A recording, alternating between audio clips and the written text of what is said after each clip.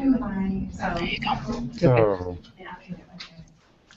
and you can either click on this one to have you seen or click on him. Yeah, let's click on him.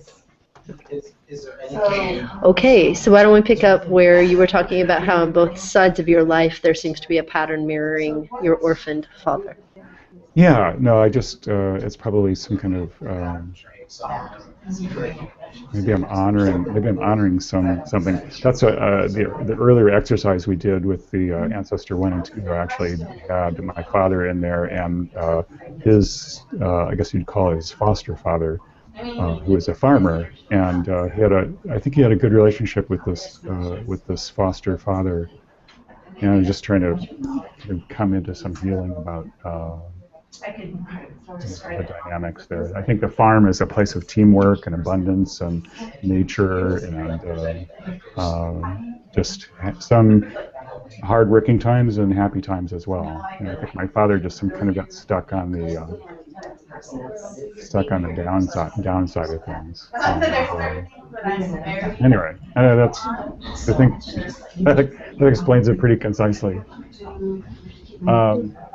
Do you have anything else you'd like to ask me? Well, yeah, I'm a little bit curious about how you're experiencing, in very concrete terms, this idea of, I'm not even sure I remember your words. Is the issue money? Is it lack of money or lack of meaningful engagement in your work? Or is it mainly about support? Yeah, it's mainly about support. The engineering tech job that I work at to kind of pay my rent is struggling. Is in half the staff is on furlough. The company's just going through some really rough times. The worst that I see. At the same time, my private practice with neurofeedback and biofeedback clients is just marginal. I just see a few. Not doing any marketing. I'm not, even though I've had some good success with folks, I'm not kind of promoting it. I guess, I do get some word of mouth referrals. It's not, I haven't been actively pursuing that. So I think there's a little bit of subconscious pushback on marketing, doing marketing for myself and getting out there more. What you're looking at. So I think it could be kind of other threads about that kind of childhood inheritance kind of thing about money in my family growing up. It felt like it was really a precious thing. And if I wasted any of his money, I really got some backlash from that. So I guess I'm a pretty frugal person, and I'm living very frugally, but I guess you would say I'm just kind of between worlds. I'm struggling. I'm not stepping fully. I mean, I've left that world with the engineering, but I haven't fully stepped into this new world. Even though I've been at it for since the 90s, I've had a practice of some sort since the 90s. Okay. That's interesting. Let me have a moment. I just want to check into what else I'm curious about.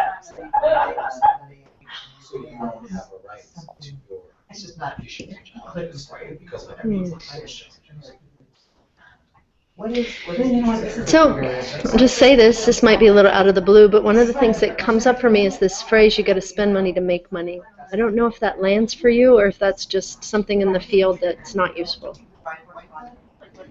No, I sense some truth in that, and I have been doing more kind of online classes and that kind of thing, teleseminars and so forth. Remind everyone you're in curiosity mode. We're not into fixing anything or changing anything. Yeah. Ask those questions about the ancestors had that problem. So you want us to focus our questions more on we're in curiosity mode. We're not trying to change anything. Right okay, now. So I can go with my authentic curiosity, or I want authentic curiosity. Your actual authentic. No, that's good. That's a good. With an eye on what's going on emotionally. Yeah. That was a good question. You're right. I have not been putting myself out there in terms of even some more training. I've been looking at some other systems of neurofeedback that I could invest in, and then get some training in, and possible client referrals and things like that. They're costly. This one system is $12,000. There's no way I have that, but they have financing programs and so forth. So I've been considering that. I still engage my technical skills in this neurofeedback work that I do. So I've developed a lot of instrumentations and different modalities that I use with clients. So. But anyway, you're right. There is some. I've been cutting off the flow, basically. It's all about flow. So I've got some other curiosities coming up that might be a bit challenging since I'm a stranger. Are you open to that? Oh, sure. Go for it. Okay. So I'm normally a somatic practitioner. I get a lot of information through my body and through your body. So this is really a beginner's mind. Okay. Yeah, so it's really challenging for me. To see me. Yeah. Well, I'm also very somatic oriented. Did body work, various body work trainings. Okay. Well, so I'm really trying to do is check into your voice, and it's interesting that this is your field, feeling into the voice. And when I feel into your voice, again, this is just let this be an assessment, let it land out wheels. But your voice feels very this way, like it's very round. It's almost like you hold your voice in your mouth. I don't get a lot of projection, a lot of that kind of. So I don't know if that's making sense. I just shut down the whole room by yelling that. But I think you're tuning into something. I'm a very kind of inward, kind of reserved person. I kind of look at extroverts and Type A personalities as that I couldn't go there. We've got a few more minutes. See what you can notice devotionally, pattern-wise. So yeah, you're right. I've listened to my own voice on recordings occasionally, and I do get some heart quality that comes through that. I think I have some authenticity that comes through the voice, but there's also a kind of reserve, kind of a hold, there's something just holding back that's there. That's what I get. Yeah, I definitely get that. What's interesting is I feel when I hear your voice, I feel very safe. That's why I was going to some edgier material. But one of the things Leslie wants us to do is talk about potential for devotional stuff. And so I guess my next curiosity was, are you from a reserved family? Because it's kind of difficult to be in a position where you have to not only market yourself, but you also have to teach people what you're doing. I mean, that's a lot to do for someone who's in this way, and I'm wondering if there was some similar, like, where could that have shown up in your devotion, in the constellation of your ancestors? In the kind of in these family dynamics, I was the person always in the corner. I would get as far away from the family. I just had one sister, but the father, the adopted, the person with the adoption history, was pretty shut down, pretty, tight emotionally, very critical. He could just criticize with his eyes. He could just look at you in a certain way, and you could get kind of lasered that way. So I just, I kind of adopted this reserved and shy personality to get, I was kind of the bookish library person, the person that went into the lab and spent lots of time in the lab, that kind of thing. Start to wrap up this conversation. So it all makes sense. All the kind of pieces from the background do make sense. I think when I'm with clients, I think I'm more outgoing and inquisitive and if it helps you to get up engaged with their process. So, I've had I've had success working with clients that way. Definitely some good. However you want to do that. Yes. And I'll make sure that people outside heard too. Thank you. This is very nice. I hope it didn't take any time. We're supposed to switch, right? Yeah, we're supposed to switch. Okay, hang on, something's happening. Yeah. All right. Yeah, so she's asking us to switch now. But Okay. the one thing I want to say before, just in closing, is from my perspective, I'm sure from yours too, but from my perspective, I don't see all these things as negative necessarily. I think that there's a way in which I know for me, I enjoy being with a practitioner who's a little bit more reserved and a little less penetrating. there's this quality of I enjoy the diagnosis, I enjoy being seen and looked at. That alone is pleasurable for me. So I guess I want to leave you with my feeling that that's not necessarily a negative, that you don't project outward or have a penetrating quality in your voice that can create a really safe space for healing with clients. Anyway, No, I've heard just wanted to say that. Yeah, thank you. No, I've heard the safety mentioned before, so yeah. It's all right to leave the messy because you're going to come back to these conversations in an hour. Okay, so she's saying it's all right to leave it messy because we're going to come back to the conversation. Yeah, okay, very good. So what did I just say? I'm sorry, anyone who wants to pause to make some notes on that conversation, just so that you can track it later on? My apologies, I should have said something about that. But if there was anything you noticed in your interaction with the other person that you wanted to take a note on, feel free to do that. Yeah, why don't you do that? Yeah, you know, make some checks on your checklist.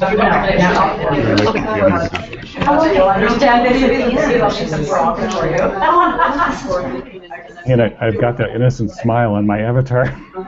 You sure do.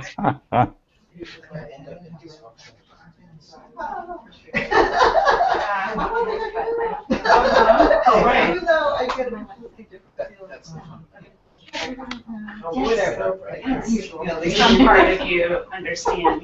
Yeah.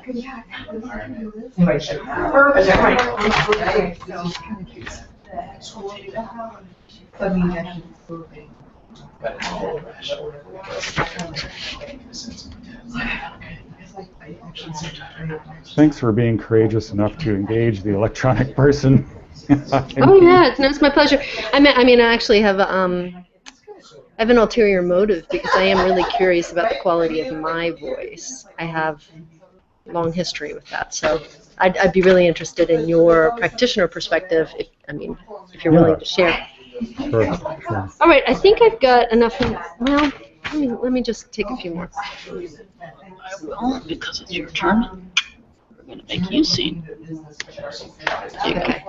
I don't know what I want to say. I feel like I've got it. I'm just gonna go. Okay, so this issue I'm gonna share with you. I'm gonna take a risk and share. It's really possibly the juiciest one. I shouldn't say it. It's not the juiciest one. It's the underlying one. Since I was 7, I have had difficulty with my body shape.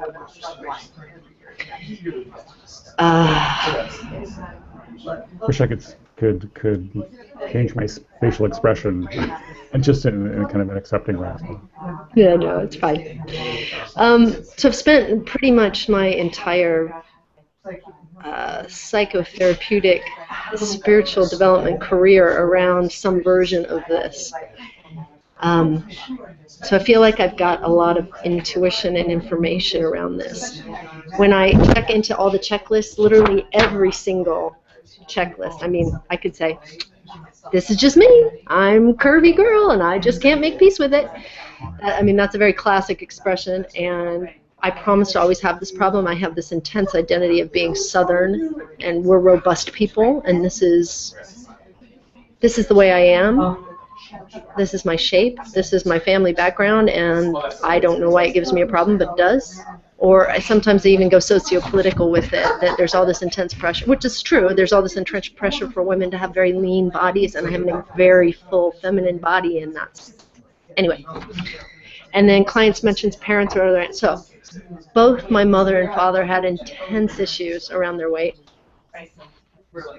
My father, I didn't grow up with him, but there was always this suspicion that he was literally anorexic.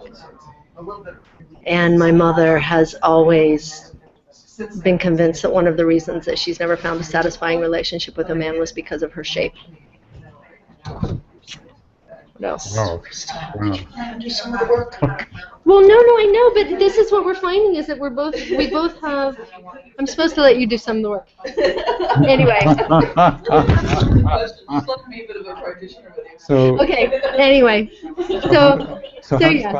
So how does body shape affect, your daily life? How do you? Not at all. Not at all. I have a love relationship. I get regular feedback on being attractive and lovely. And absolutely. Thank you. And I even when I'm not triggered, when I'm not in a thing, I feel that way. There's probably 95% of the time when I look in the mirror, I like what I see. I love to dress up. I love to decorate myself. It's this needling thing. It's just always there. And I can't find that efficient edge between, this is one of those things in consciousness that's just part of being human. I will always have this, which is why I think it's devotional. I will always have this, or no, this is something that I can have absolute liberation from. And then I also get a little embarrassed. It's like, I'm a spiritual teacher. I teach spiritual practice. I have a long and intense history in being involved in spiritual practice, and it's.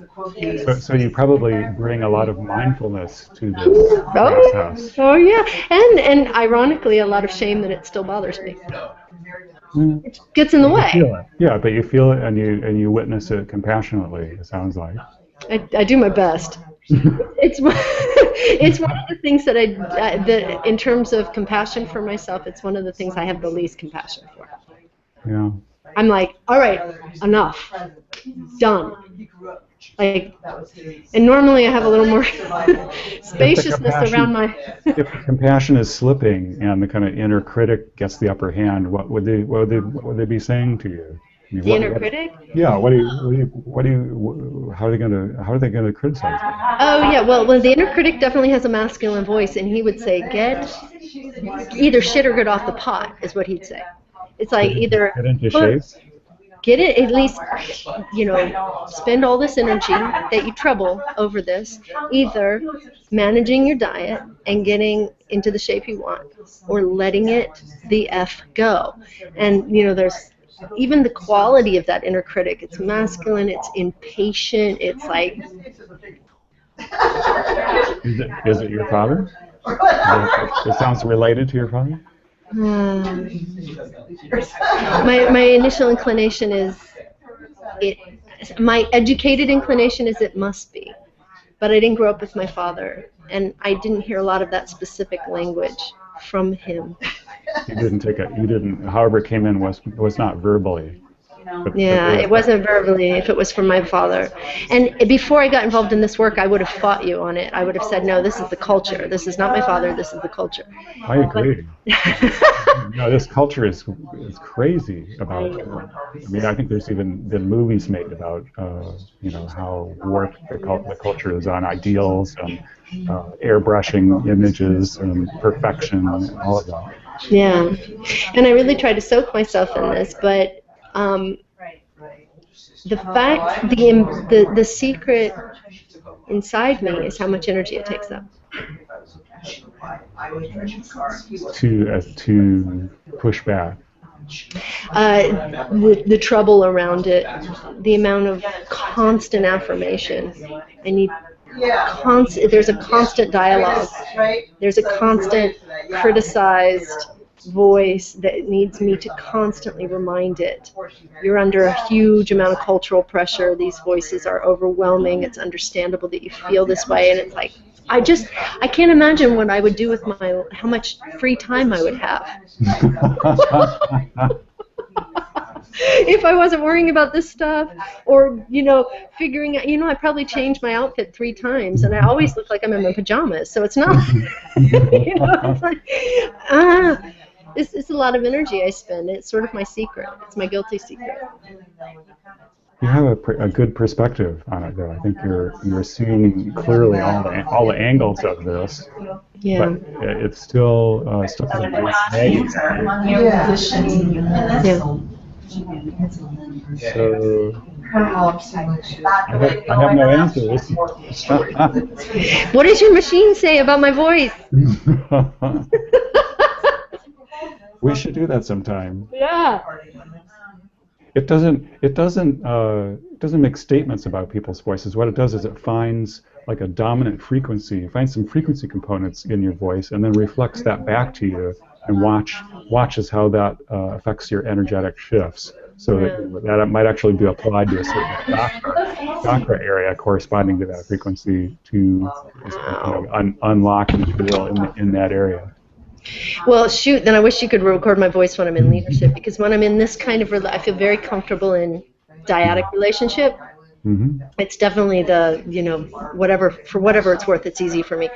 But the real challenge in my life is in leadership in groups larger than 5 or 6. And I'm in leadership in groups larger than 5 or 6. And that's where, in certain situations, particularly when men are present or when I'm co-leading with men, Sure. my voice changes. And people tell me, I have some trusted friends and counsel that will say, and the words they use is, you go into your little girl voice. Whoa. And it's like, oh God, I mean, it's horrifying. It's so hard to hear. It's like, in front of everyone.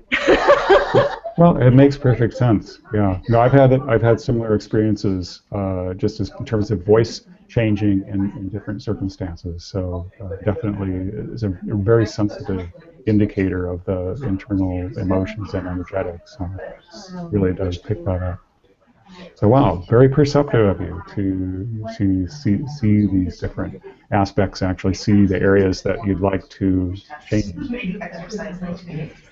What would you be speaking? How would you be speaking to these groups that you're leading? Would it be teaching a meditation class, or anything, or a bodywork class, or something like that? Yeah, I wish it was that clear. No, I work in the realm of relational spiritual practice and field dynamics, and the research out there, it's so all over the map that there really isn't any authority that's not postured around this stuff. It's a postured authority, and the big part of what I want to offer in groups is, we've got to figure out a way to let leadership and let wisdom emerge through us, through the unique field that we create. How can we do this? It's very experimental. I literally feel into the availability of the individuals in the group to see where we can go in the moment. And sometimes I don't read it right, and sometimes it doesn't work, or sometimes, who knows, from one perspective maybe it is working, it's exploding, there's a lot of people projecting a lot onto me. You can't do this, or you're being too nice, or whatever that group's trip is. And this last particular group was all over the map. It was the biggest group I ever had, 50 people. Whoa, And, whoa, right. That's huge. That's huge. It was crazy. And there was no pleasing anybody. I mean, and shades of Tony Robbins. right. And nobody was happy, because there was such a diversity in life experience and age. Now, the one thing that was common is that everyone was extraordinarily spiritually sensitive. It was a miraculous group that way. They were extremely developed in the level of spiritual sensitivity and energetic sensitivity. But some people were in their 20s, some people were in their 70s, some people were very postmodern and cranky about any kind of structure I would put down. Other people felt very insecure because I had not a lot of structure, and it made them feel unsafe. I couldn't win, and it was amazing in terms of learning. It was exhausting personally, and I ended up going, fuck it, I'm done. I want to help other people do this crazy, wild stuff. I will support them, but I don't want to do it anymore. I don't want to be in the front line anymore. It's too tiring. I'm old. I want to relax. That was the vibe, and. You're a leadership teacher wanting to invoke each person's own internal leader. Right? It's like your own creative skill, creative and leadership skills. This is what you're teaching. This is what you're teaching. It's certainly a little bit like that. There's a piece of that. Yeah. But because it's a tiny bit more abstract, and it's in the realm of consciousness, and it's in the realm of a felt sense of shared consciousness and field. Can you do that with 50 people? Well, that's what they say. They say the group's too big. You can't do it with this many. And I say, well, we're going to have to learn to, because that's the whole point. That's the point. Is we need to figure it out. We need to, go through the difficulty to figure it out. You've seen it work in smaller groups, right? Oh, yes. Yes. I would think almost you'd need, with a container that large, you'd need to have some kind of small group process. Split up And into we small would. groups. Yeah. And we would. And, you know, there's all kind. Again, this is part of where the little girl voice comes in. I have a really strong stance on it that doesn't match many other Rejoin the people's. group. You can change your chairs when you're done. Oh, well, we're joining. Okay, Yeah. well, we got to close this. So thank you so much for listening. Yeah. No, this was very valuable to exchange this. Yeah. We'll have to exchange websites and email. That'd be great. That'd be super. Okay. Okay, thanks so Good to work much. with you. Good to work You with you. too. Cross your fingers Bye. to not unplug the big one, but unplug the little one that's This one. connected and test whether. Can you steer here? Still here.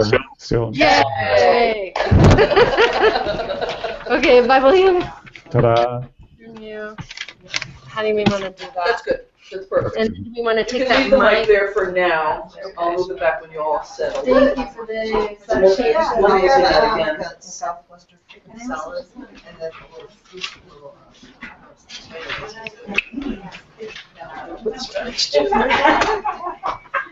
then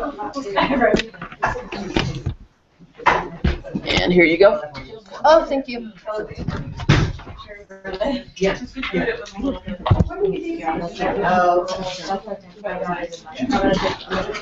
Okay, okay. Okay. I want to give you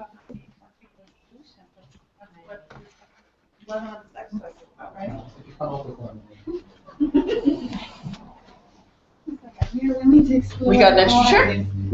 There was, there was an extra one right here. Yeah, I just didn't know you had taken yours.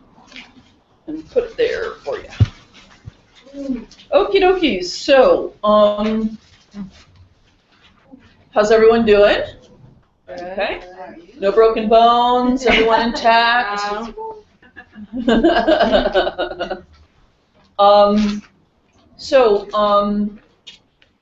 I do want to hear a little bit about what you noticed or got curious about as you're working your muscle around this devotional patterning thing.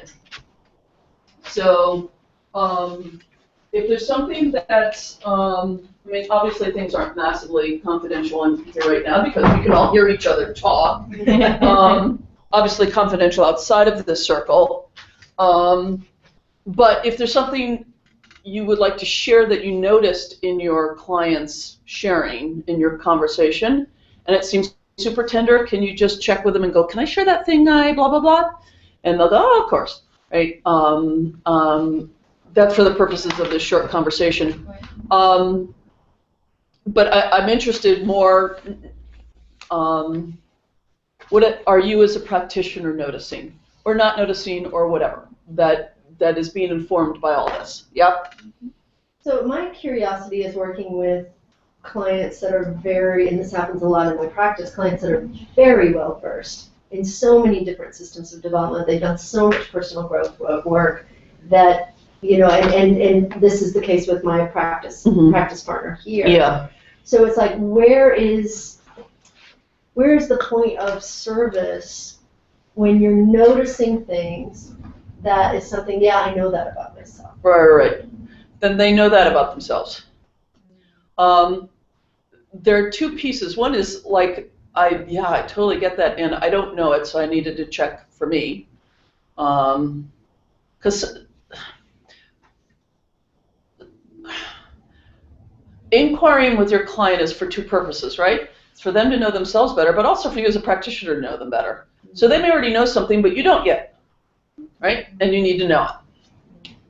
Or may or may not, but, so you're both getting informed. This is basically the interview interaction, right? This is where you're getting on board with their experience of the world and what's going on. What we're going to do next is what is going to be the change work. Presumably, they will not have had the benefit of the change work before. Yeah? But, I mean, if they've... You know what my favorite clients are? Utterly naive people who've never heard of therapy or 12-step stuff or constellations. They have no modality of any sort.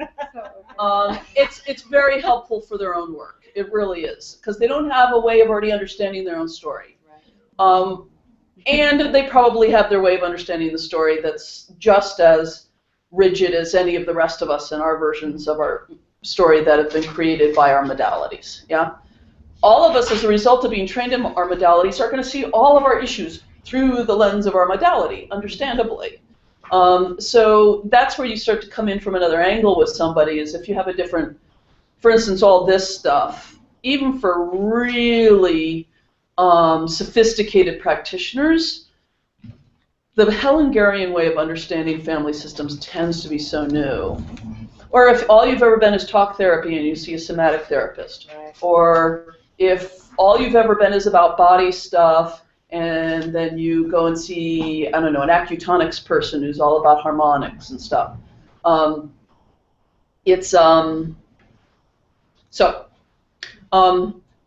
we're just going to presuppose that we still have our problem because there's something that's not changed or shifted or hasn't come into awareness or something.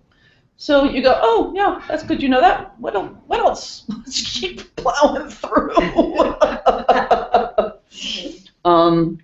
Yeah.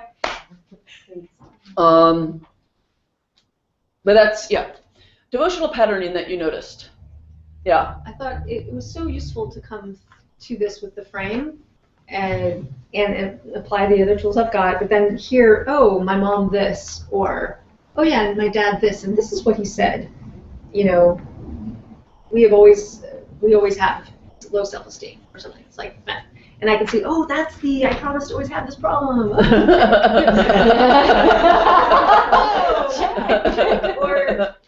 I say, one of the first things Jill said was, I'm so in this, I can't see anything else. And I thought, oh, that really feels like I am the problem, the identity. Yeah. And it was just nice to notice these, because before I haven't had this frame. Yeah. And this allows me to go to see these things and kind of pull them out. And I can imagine being very intentional about what gets worked on later on. And then I noticed something, that the missing part. I kind of was scanning what's missing, and I noticed just in my own awareness about that, because I don't think the client would necessarily, of course, know what's missing. But then I noticed it and was able to point at it. And it was like, oh yeah, that's true. So that's, yeah, no, we never know our own blind spots. Right. By the very nature of the blind spot, right?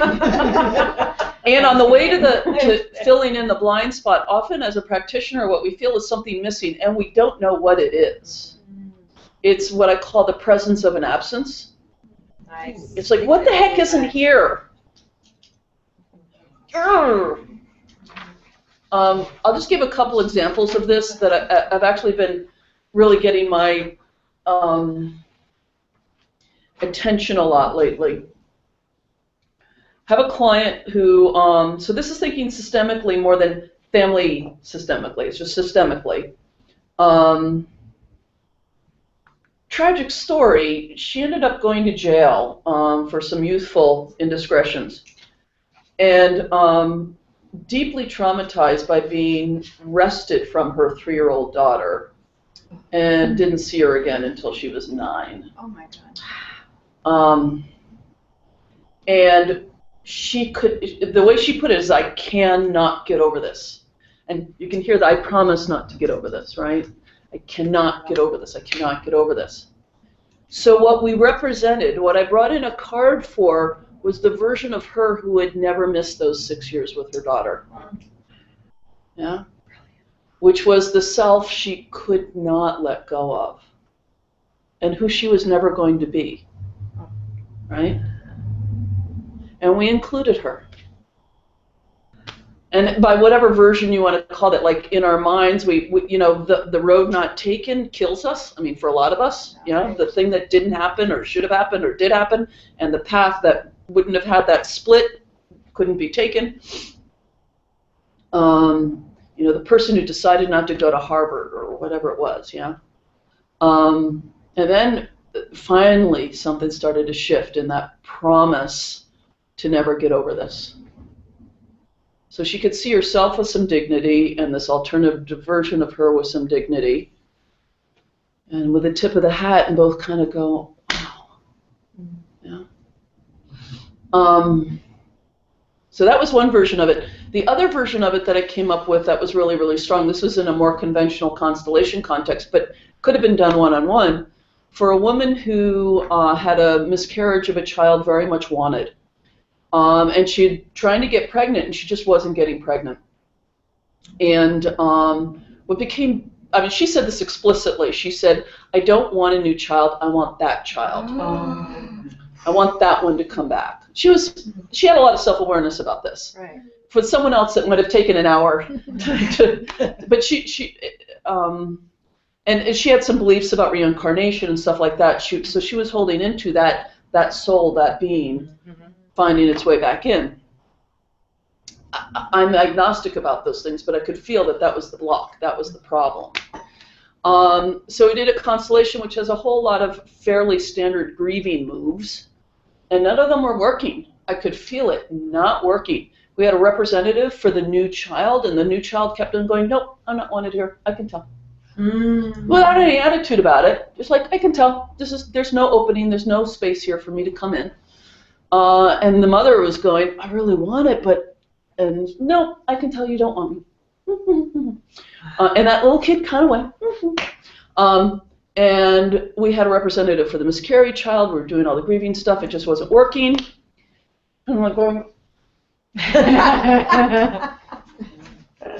And then I felt into it, and I realized, and I brought in 5 representatives, one for the miscarried child at birth, at toddlerdom, at going off to high school, at getting married, at being at her deathbed.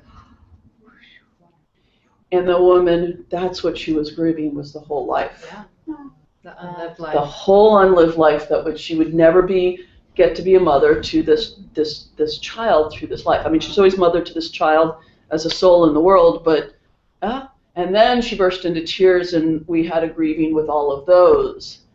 And then the new child went, hi, and the mom went, I want you, and the little kid went, I can tell, and it just shifted the whole thing.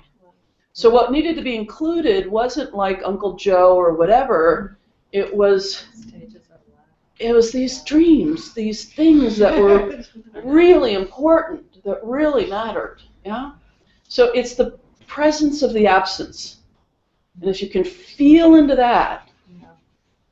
What, did you get pregnant after that? Well, I haven't gotten a report back from her, but we did the first time we did this. About 5 years ago, she came for not being able to get pregnant, and 2 weeks later, she was friggin' pregnant. That was one of my miracle stories. I don't have those very often. Because this is nonlinear work, right? So how it shifts the system is always pretty unpredictable. But I should check in with her and find out.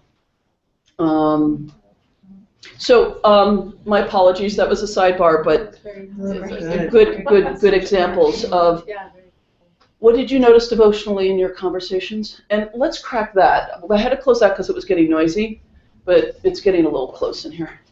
Yeah. I felt myself being very self-conscious about my innocent smile. Yeah.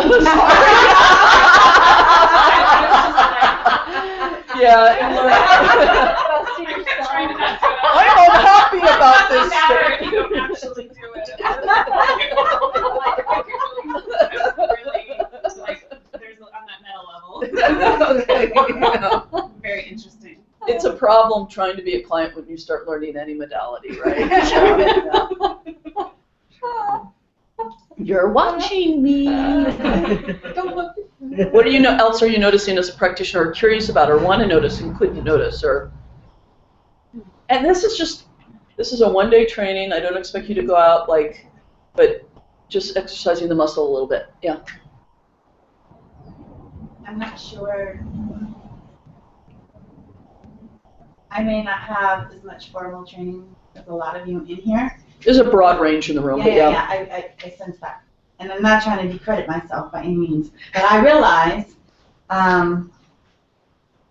that there was a lot more to know and interview. And part of my stuff when I was the client was like wanting to heal. So finding shortcuts of how I can help where you are right now. Right. For some type of, I was like, and our time's up. Can I get back to you on that? Is something that I kind of saw, Yeah. learned, noticed. Yeah. But really, for the first 15 minutes, all I wanted you to do was information But I gather. remember you said that, like, you're not here Yeah. to solve any problems. Yeah. It felt We naturally. just want to. Yeah, no. Oh, us nice people. We hear someone hurting and we want to help. Stop it. Just listen for a while and find out more information. Yeah. I was glad to get a chance to practice my discernment muscle of.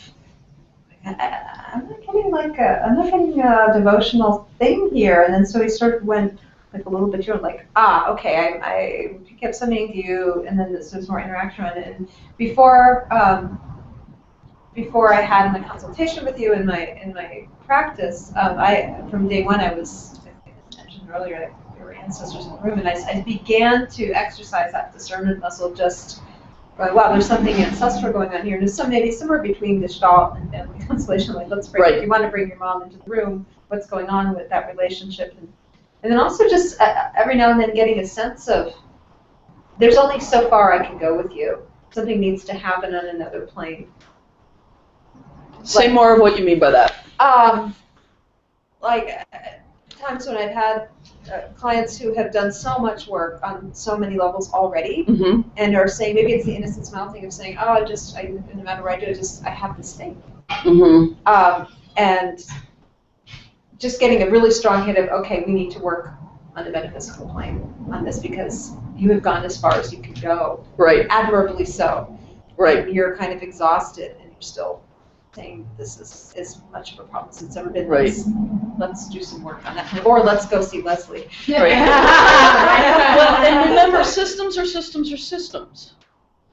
So if you have a framework for transpersonal systems, you can work with that. Wait, say more about that. A lot of people in the room have the concept of a higher self, which chose this experience. Let's step into the higher self. What were you thinking?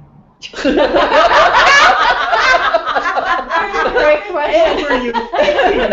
And you can have the client incarnated now, the higher self, and the committee. Yeah, right. And be in rapport with each other. What does it mean to include a self who chose this experience completely, but it doesn't feel that way now? And that's a theoretical model. I know another person does reincarnation constellations. I did it with him. It was really, really beautiful. I tried to emulate it, and it was a train wreck. So I have not gone back to it. There's something else going on with reincarnation stuff that I found way too sticky. And I think it's like a different level of devotion when if you believe in past lives, then the devotion that goes across lives is just like, ugh. So, systems are systems are systems. So you can work with those as well. Yeah. I think what you're saying is that going into family constellation type of work is not the only alternative. There's other. Well, what I'm saying is that with this modality, you can deal with any kind of system. So every once in a while, we go transincarnational or transpersonal in a family constellation. We get in touch with the soul level of the client, and we bring in a representative for that. So. Or the soul of the family. The soul of the family, the soul of the client. There are different ways to go about it. You could do, if you're a Freudian, you could do the client's id, superego, and ego, and have an interaction. Yeah? There's no reason why not. So what you're saying is that the family constellation modality is system agnostic. Yes. Systems are systems are systems. I have a constellation for my feet and my hands and my knees. There you go. And we do it all the time. If someone's like chronic feet problems, let's put a representative for the feet and find out what's going on. What is going on? Just give an example of what someone's feet would say. Oh, it could be a not being grounded issue. It could be a right to exist issue. It could be I don't want to go forward in life issue. There are many symbols of different body parts. Okay, one more question. I promise I'll stop hogging Leslie. This is good. I like it. So at one point I asked you, well, how come we don't have family constellations more often? He said, well, we don't want to like bug the ancestors too much. Right. But what about, he said, I want to do a family constellation for my body parts today, and I want to do one for my personality tomorrow. And You, even with ordinary work or other kinds of modalities, it's like you don't do a massage every day. You don't do acupuncture every day, right? You don't do, you want the body to, or the spirit or the soul or the psyche to integrate stuff, right? So that's one rule. Given that, yes, you could do more systemic and structural types of constellations more or less as often as you wanted. As long, the problem is, I want another pill rather than I'm going to take what actually happened as a result of this and be patient with its manifestation a little bit. Yeah? And actually do life a bit. do what? Do life. Without it. Commute, see movies, hang out with friends, instead of, and part of this is, there's a big framework in here. When we bow to the dignity of their fate, yeah, we start to learn how to do that for ourselves. So it isn't just about curing or fixing things as much as we honor our desired states and want them. As practitioners, we don't say, be happy with your present, be a Buddhist, be present with your present state. But there does develop some wisdom, some resilience, some appreciation for the experience as it is now and as it's unfolding. And anyway, that's getting all philosophical. That's great. So I still want to hear, what devotional things did you notice with your clients, or what were you like stymieing on or noticing? I thought, if I can Sure. just speak. Please, yeah. It was so great to have the questions as anchor points, because it's easy to get lost in story. Right. If it's Right. not a muscle, it's not a scent you're attuned to yet. Yeah. And I have a different protocol, but this was Yeah. a really anchored Yeah. protocol, so that was great. And it was amazing for both of us how family mantras came up. Oh, interesting. Like, In my family, why don't you get a real job? okay. Was one. And then yours was? Don't get too big for your britches. Wow. And you can't have, you either have money or spirituality. You can't have both.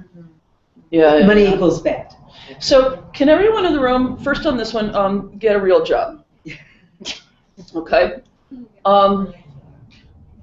Can you feel the longing for good, meaningful, dignified work and the ancestral lineage in there? That's gotten distorted. Yeah? So to feel into that. Yeah?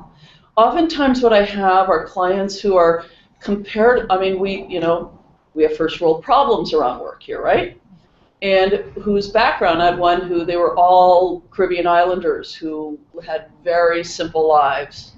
And I just had them imagine all those farmers and all those peasants and honor their work that they had no choice about, but which provided for their families and made it possible for there to be descendants. Thank you for that. I ask you to bless me as I'm able to take advantage of choices you never had. Yeah. So there's something wanting to be honored and included in the family in that, yeah. And it's tied to what's interesting for me when that came up. It was tied to like, oh, well then I'm going to play it safe and make it look like I'm normal, right. When I'm not. And and that's been an interesting dynamic. Right. Yeah. So I will honor you by having work that is of dignity to me, whether you can see that or not. You'll feel better. No, what I'm saying, this corrective to that, I will have work that is of dignity for me, even though it does not seem that way to you. Nice. Yeah. And I hope you can celebrate that with me in some plane. And I know that somewhere in your spirits you do. Totally. Because that's what you're actually trying to value here by disvaluing it, which we do upside down. And then over here, being too big for your britches, Money and spirituality. Yeah, there's a bunch of things, but one of the things that hits me really quickly is people who got too big in the world and fell because of it or suffered because of it. Right. Yeah.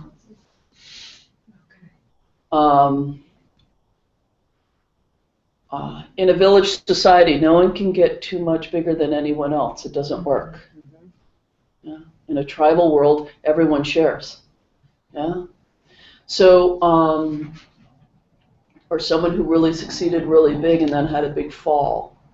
And there's different versions of this. So there's this love in there of wanting you to stay small so you can stay safe. Yeah. Which we know doesn't work. Yeah. Have you ever tried to ski down a really steep hill and stay really, really small and careful? You'll kill yourself. You got to go for it, right? Yeah. And so another frame in here that you notice was called orders of love, right? The other way to notice is that everything in families is love. Everything. Either it's congruently loving or it's not congruently loving. Even the wackiest, most dangerous, destructive behavior is an attempt to express love in the system. It just has gotten so disordered and can't find its way back. And the release for us is when we can see it as love again.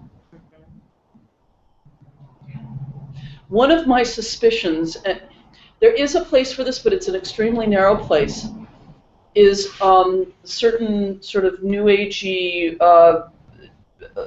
parcels that try and find the source of evil. You've got an evil entity, there's an evil thread, there's an evil energy, there's a dark energy. I'm not going to dismiss that those things exist, but not in pure, not in classical. Yeah. Yes, you can include it because if you believe in entities, then they're just part of systems. But yeah, I don't think Bert Hellinger ever would have believed in entities. To look for a source of evil for the problems, you can find it if that's what you want to see, but that doesn't tend to create any relief or healing in the system. We just figure out what's the dark, bad part. Yeah? Yeah. There's a classic move in constellations where the perpetrator and the victim sort of come together, and there's a series of sentences that I'm not going to go into. But what we want for the whole system, because when there are perpetrators and violators, they become part of each other's system. It's another way to belong. If a member of your family was murdered, then the murderer is part of your system and vice versa. Jews and Germans will be in a system together for quite a few generations. What has happened is that both of them have lost dignity, one by being victim and one by being the perpetrator. And in one way or another, they have been diminished or distorted. And what we want is to recover the dignity of both. Yeah? So that the system can have the strength of because all the strength goes into the perpetrator side of the family. We cut that off because we don't want that nasty energy. We don't want that nasty legacy. But then that means we cut off all the strength. And then the victim is a poor victim. Oh, the poor victims, the poor weak victims, who generally, when they're dead, want to stand up and go, "Don't you see me as a victim? We endured as long as we could," or whatever it is, yeah? That's usually a big reframe in a family when the strength of the victims is seen and included. So the whole format is very non-judgmental, and it's not about parceling systems into the bad guys and the good guys. Because again, we go back to the orders of love. Everybody belongs.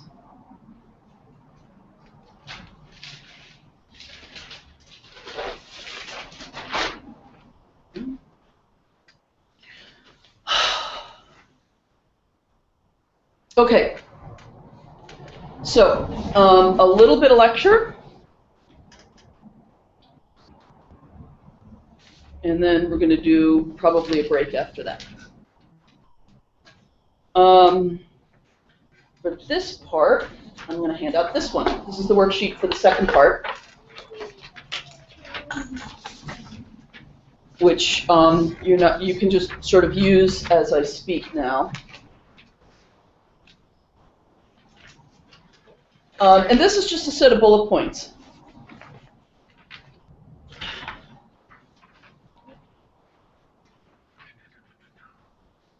Okay. So when you want to work with these devotional patterns with your client,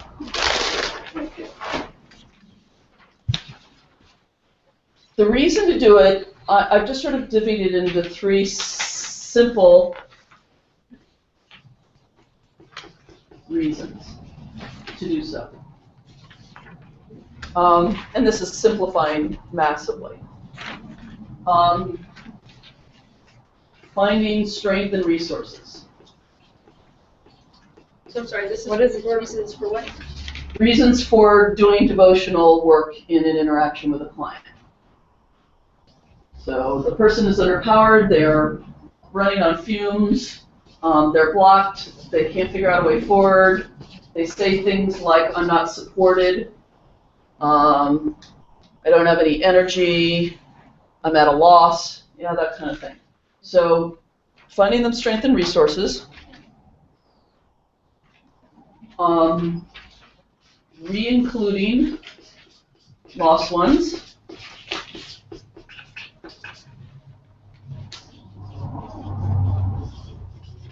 that are in some way driving the experience of the client, and the last one, and again, this is massive simplification, resolving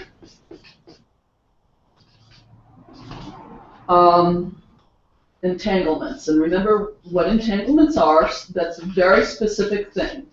Entanglements are when we unconsciously notice someone suffering upstream, lost, forgotten, whatever it is, and we seek to re-include them or help them or support them by having this problem in our lives. Okay?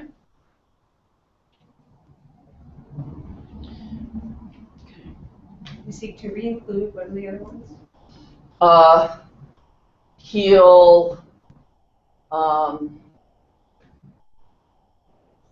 fix, that sort of stuff. By taking on their problems. Yeah. Or it's often not literally their problem. So sometimes I'll give you a really good example of this. Someone who had a real problem with compulsive overeating. Okay. What we found out was that a few generations back they had a whole set of ancestors who had starved to death in Stalingrad. If you know the whole siege of Stalingrad, that was one of the great tragedies of World War II. In order to sort of honor and include them, I will be always hungry for you. Oh. Huh? So you will not be forgotten. And did you find out, sometimes these facts are so hard to come by. Did you find out these facts in Constellation Space, or did she dig them up? That was historical. She knew that. Okay. Yeah. Enacting. And obviously entirely unconscious, because it's actually not an obvious thing to do. I mean, if you're going to be literal about it, what would you do? You would starve yourself. That's the more literal way of having the problem, right? Yeah. But it was like a symbolic. Sometimes the way we do this, it's not literal, although sometimes it is. I remember someone talking about, one of our teachers talking about how someone came in for massive neck pain. And she was, your mother died. Your mother died. Oh, she was murdered. How did she die? She was murdered. Oh, she was stabbed to death with a knife in the back of her neck. Oh, this might be relevant. So that's a pretty literal thing. But sometimes they're really metaphorical and they're not very obvious. Yeah. Okay. So these are the reasons to do it. Now, ways to do it. There's basically 2 categories of doing this. And these are basically, you might write any notes on this sheet of paper. Because these are basically some of the things I want to suggest you consider. In 2 categories, with cards and without cards. Now, there's a third one, which is with other people. You can do it in groups, but then you're actually in a formal constellation context. Okay?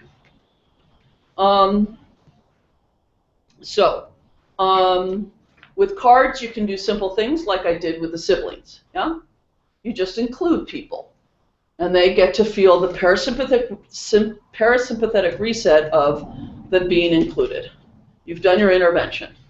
They might cry, and you talk to them. Yeah? You can use cards to step. This is a really interesting thing. I really like doing this. So the unwanted present state is I'm always in debt. Let's just say that. No matter what I do, I'm always in debt. Okay? So you write always in debt on a card. Yeah? And you step onto it. Yeah? And you go, I don't know, this is really interesting. I'm in a rage. I'm in a total rage. And everyone's against me. I feel really small. And if I could hurt somebody right now, I would. Whatever the person, or you can do it for them. That's your discernment about whether the person is up for this or not, right? Most people take a little training on how to represent, particularly if it's not blind. You've got to help them. Yeah, if they haven't watched Constellations, sometimes getting people in, unless they're like really into the woo-woo thing and they know how to do that, sometimes you have to do it for them a bit. And then so you well, hold on, let me finish the thought. And you step off and you say to them, so all that rage thing, who would that be? And they go, oh, Mom, that's Grandpa Joe. He was a maniac. You know, and then you've got the unwanted present state connected to either somebody or a major event in the life of the family that they already know about. Okay. Okay. Sorry. Just if you could name some of the you say people aren't ready to represent. What gets in the way? Like they don't trust very conventional thinking about stuff. You know, I mean, not to put that down or anything, but if really, like I'm feeling nervous, but that probably doesn't mean anything, or something like that. What do people typically? In the constellation context, this goes immediately because people are role modeling it. But if it's just you and them, they're going to say, "What do you mean? I don't get it." And you'll explain it to them again, and you'll go, "What? I don't get it. I'm stepping here, and I just feel it's indebtedness. What do you mean?" You know, that's concrete thing. You know, to be able to open to something that is starting on a level. Just to shut up and feel your body. There's just nothing else. I mean, that's the thing about representing. There's nothing to be done.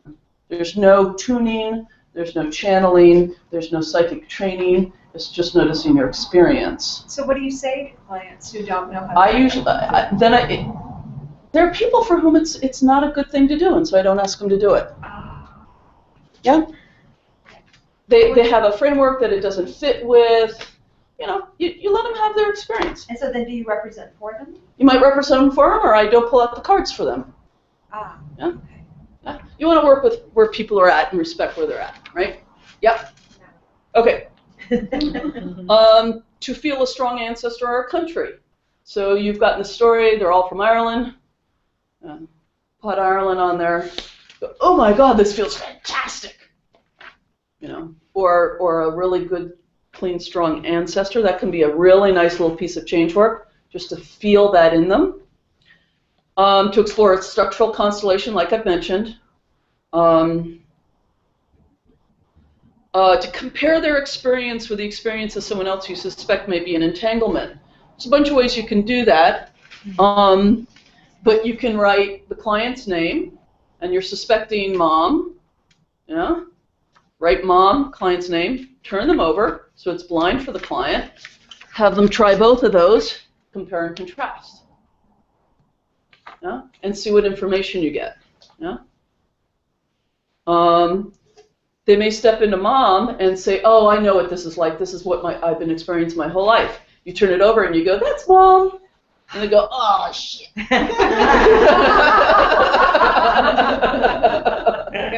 This actually happens very, very frequently. I'll have a suspicion in the conversation about who they might be entangled with. I'll write that name on a card, and I'll have them stand on it. I'll turn it over, have it blind for them, and they'll just go, yeah, this is what I've been talking about for the last half hour. And I'll turn over, and it's Grandpa who sank on the Indianapolis in World War II and was eaten by sharks, or whatever. Yeah. And then to get a sense of the client's unconscious attractions, resistances, and other feelings to elements or ancestors in the system. Let me translate that. So you put in blind the Holocaust, just for instance, because it's in their background, it seems to be relevant. You put it in there, and then you just say, can you just go in that space and tell me what you feel? And they'll go in.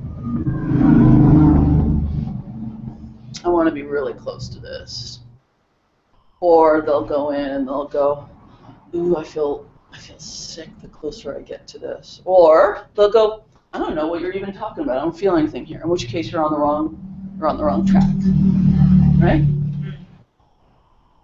So do you have any ways of feeling into whether this is a good idea to do for somebody or not? Is it to do with maybe what their background is, or? That's one. You're calibrating all the time with your clients, right? Yeah. You're asking yourself, oh, I feel this whole thing opening up.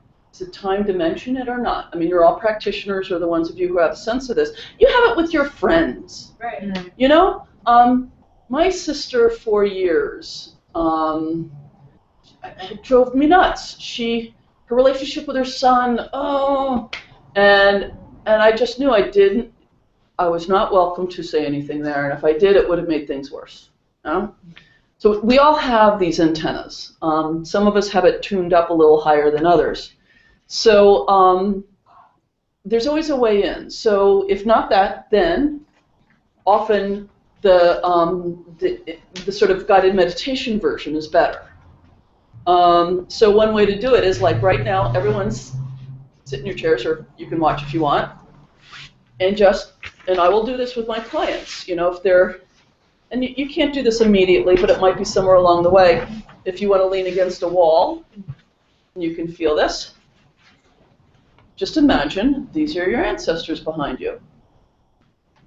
Push your back a little bit. Feel that they don't fall. That's super simple, yeah? Now, probably that will have happened after a lot of interaction, right? Because for some people, they'll go, yuck, you just ruined my couch.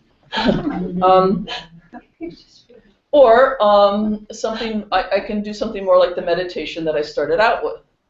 Can you imagine all your people behind you?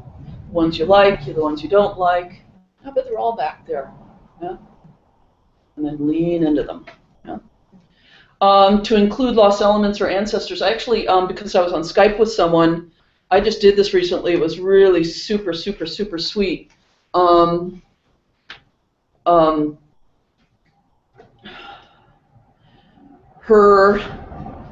this story is going to wig you out. This is wild. Her mom at 19 went off to college, and her whole family died of carbon monoxide poisoning. Her parents and her 3 brothers.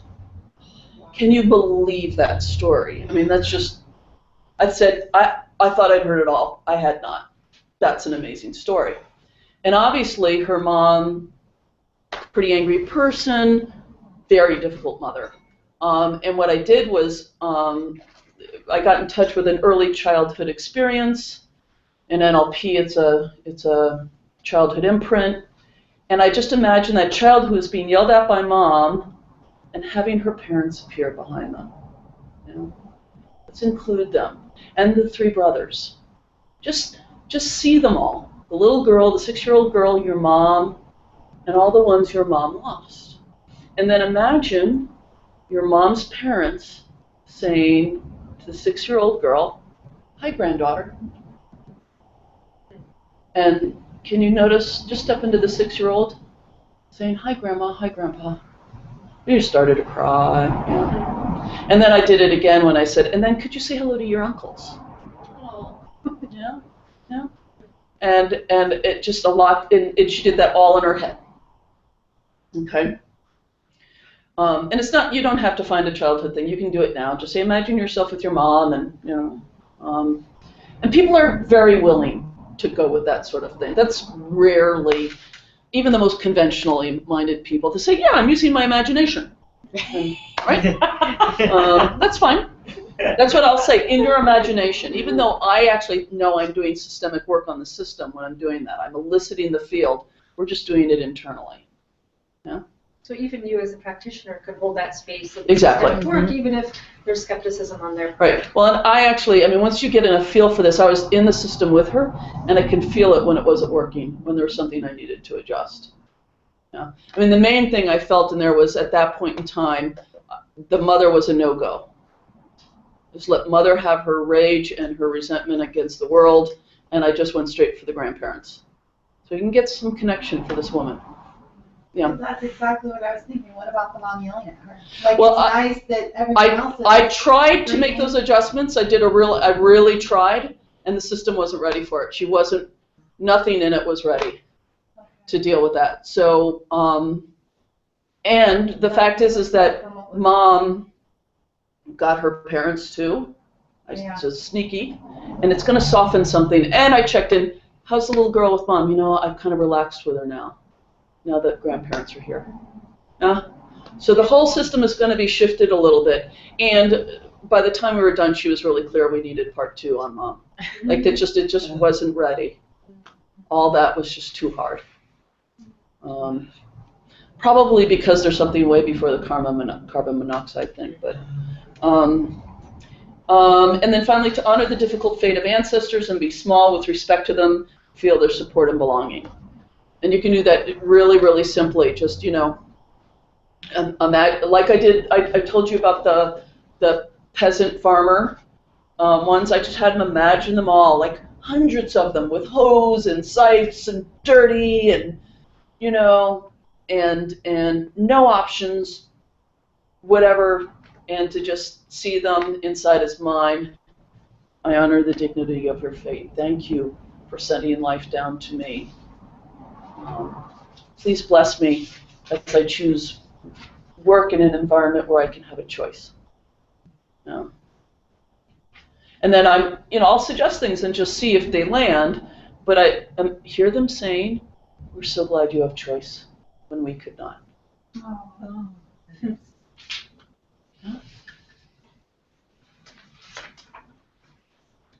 So instead of being embarrassed or ashamed of all that, it becomes a source of pride. These are the people I come from. Under difficult circumstances, they endured. They were strong. And all I have to do is figure out how to be an artist or something. Yeah, right. So these are. And take whatever notes you want on here, but these are some of the interventions that I believe, now at a break, yes, at a break, we're going to do a break now. You're going to come back in the same partners and just try one of these with the other person. So you can just spend your break thinking, which one of these am I going to do? And if you didn't get terribly far, then you can always just, have a card and step into the unwanted state, right? And so there's always something you can do from this list, okay? So, 410.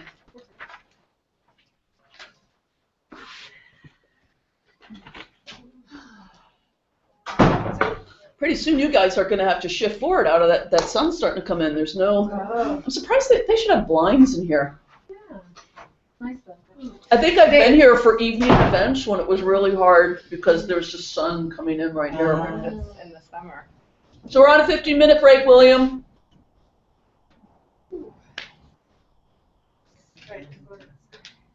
There's no shortage of drapes in the establishment. That's a good point. I really love Nata, who's, I don't know if he owns it or runs it or whatever, but He's also got this little interior design thing he does. Mm. And all the rooms have their own special feeling. It's quite nice. Yeah. Okay, yeah, I see you kind of fading a little bit. Is there any, Maybe you join Beth and do capoeira. That's exactly what I want to do right now. Leslie, do you ever work with somebody's future self in the context of Yes. like a card or, okay. Yeah, it's really interesting because there's an NLP way of doing that, so I usually do it with spatial anchors. See your future self up there, having that experience and stepping into them. There's another way we do it that's also from NLP, but NLP had some constellation insights, which is a timeline. This is a really nice one. I should have mentioned this. Maybe I'll mention it again. But you just have somebody set up from their birth to now to, well, just the future. Mm-hmm.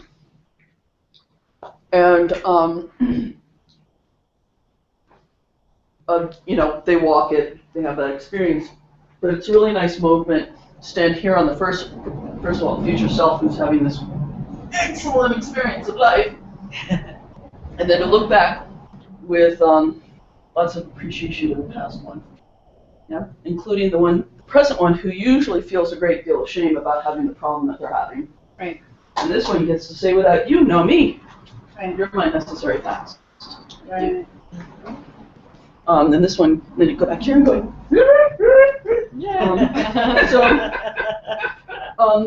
One of the things that I mean, in NLP,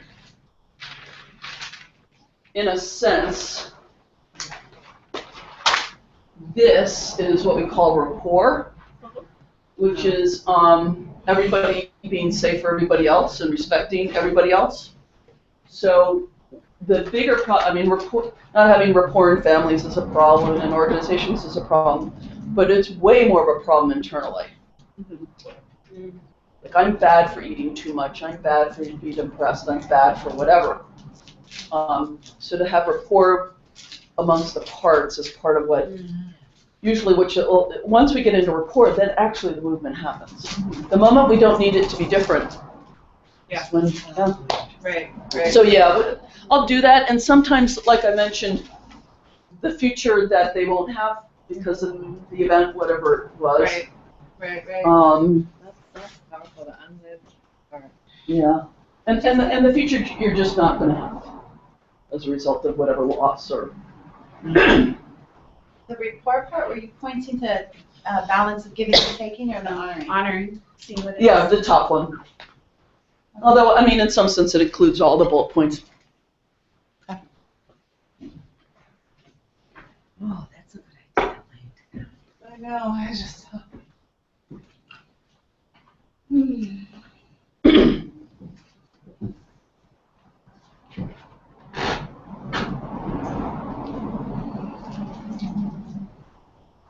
We're going to start a slumber fest. Yeah.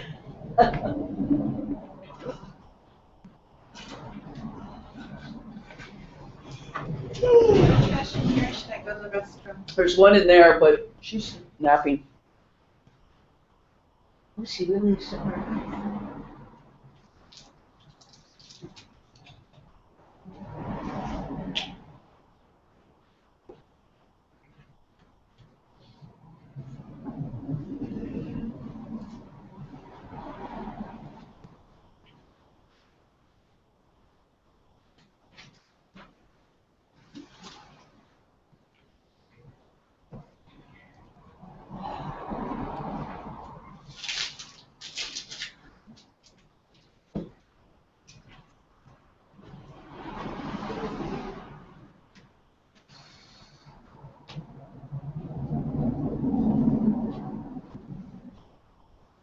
It's nice to have the outside in here. Yeah. I come outside with you, my.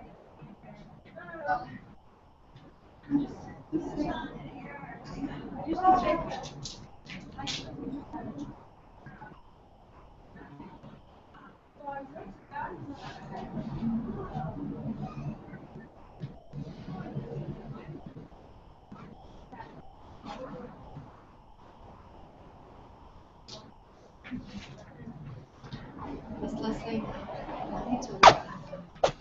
Rats.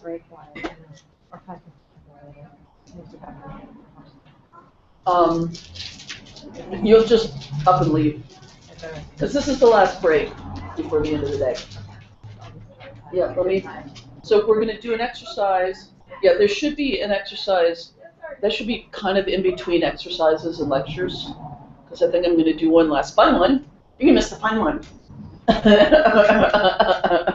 You can watch it on the video.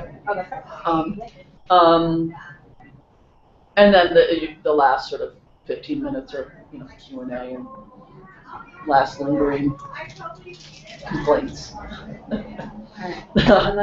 So yeah, there should be a moment in there where you won't have to leave an interaction or something. Yeah, yeah. By the way, cool necklaces. There, your jewelry, nice slip. Thank you. Yeah. And then I may come tomorrow night. Oh, that'd be awesome. I'll do that for 3 days before the environment. That was a question with me. Okay. Do that online. Or we can do it now if you have a calendar. Awesome.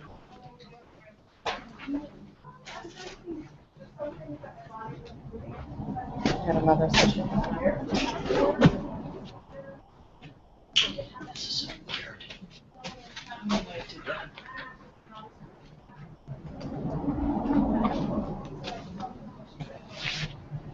That's such a weird thing.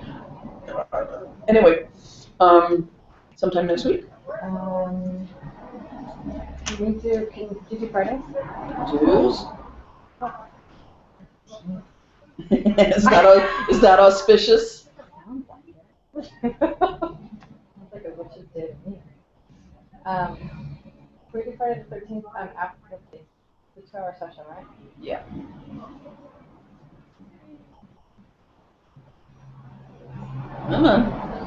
No. Okay. Yeah. Well, no, I have Can we do 2 to 4? Is that a possibility? Yeah. Are you going back to Marin? No, it's fine for me. By 4 you're going to deal with the maze. It is. So whenever people are coming from Marin, I do recommend like a 10 to 12 rather than a. Yeah, 9 is you're going to end up with the same problem, but it doesn't matter. I would say the 9 is probably a little bit easier on you than the traveling out at 4. Then maybe let's not do Friday. Yeah, when people are going across a bridge, I always recommend they do it midday-ish. Okay, what about... Unless it's unavoidable. What about Thursday the 12th? Or Tuesday? Tuesday the 10th? Or Tuesday the 12th? The 12th is good. The 10th is better, whichever you like. Well, I could do, 1 to 3? Yeah. 1 to 3. I'm going to put kind of head of the topic there a little bit.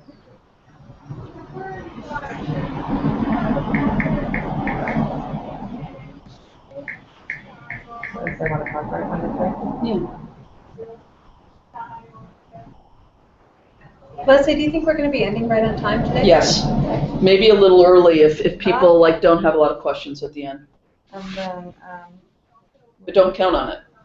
no. Don't want you to get excited about that. Well, my son's being dropped off. 592 Jean, Jean Street, number 202.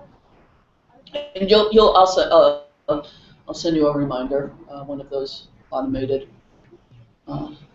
reminders. 202? Yeah. Okay. You were saying, I'm sorry? Just wanted to finish that Oh, just interaction. my son's being dropped off here at 6. So I just Okay. wanted to know if I could Yeah, go outside. we'll be done. What, if any, work of this type or any subset of it have you done or heard about being done with kids? So generally speaking, and I agree with this, This stuff is usually done on behalf of children rather than with them, because it involves ancestral stuff that is past their pay grade.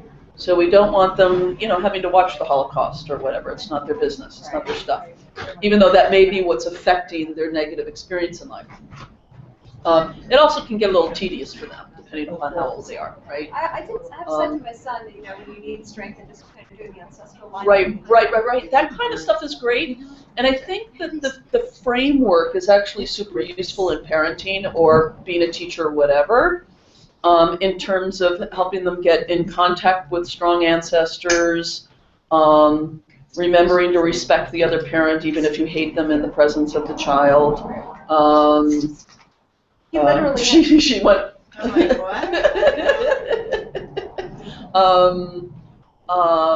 Not telling children to be big boys and big girls, or confiding in them things that are yours to deal with and not theirs. Yeah, there's a lot of overlap, which is common sense. Yeah. Other schools is not there too. Well, except in some schools, you're supposed to be a friend to your kid. Right. So there's actually some un-PC-ish stuff in here that doesn't ring up well with some versions of parenting out there. New parenting. In this realm, it's really important for the parents to be the parents. And for the dad to be the dad, and the mom to be the mom, if there's a dad, if there's a mom. What does that mean, the dad to be the dad, the mom to be the mom? It sounds kind of gendered to me.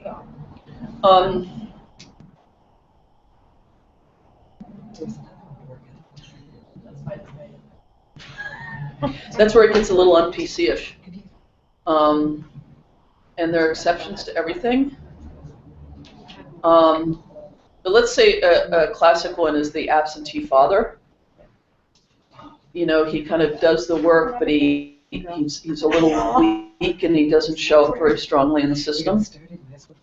That's not gender to me, but it would be gender to say, well, the father should be the breadwinner and the mom should stay at home. Right, no, and that it wouldn't be exactly that. It's, it's really interesting. I just had this recently with a client. The traditional, the man is on the right, the woman's on the left thing. Yeah. I was interacting with a woman who she was complaining about, not complaining, but part of the difficulty was her husband was feeling really demasculated, just in life generally. And I gave her a card and I said, which side is he on? And she instantly put him in the woman's side. So there was some inversion in role, and it's hard to say what is the content of that, but they weren't. And then I put the card over there and she went, oh my God, I don't know why, but that feels so much better. So then, what about a same-sex relationship? It's a really good question. And usually someone is one of those roles. You're just nuts. And a little bit of raisins. Raisins for what journey? I have a box of raisins. You want some raisins? Okay. They're crappy processed ones, but They're still organic. They're still, native biological. okay, let's get started. That's a complicated conversation. It would be really useful to read Love's Hidden Symmetry. The nice thing about it is that all of his un-PC-ness is totally out in the open. Bert Hellinger has no shame in this regard. He's also a product of his time, right? Well, it's not so much that, but you can let yourself wrestle with it when it's that out there. And whether you like it or not, or you're like, I kind of see this point here as much as it makes me uncomfortable, or whatever. Okie dokies. Artichokes.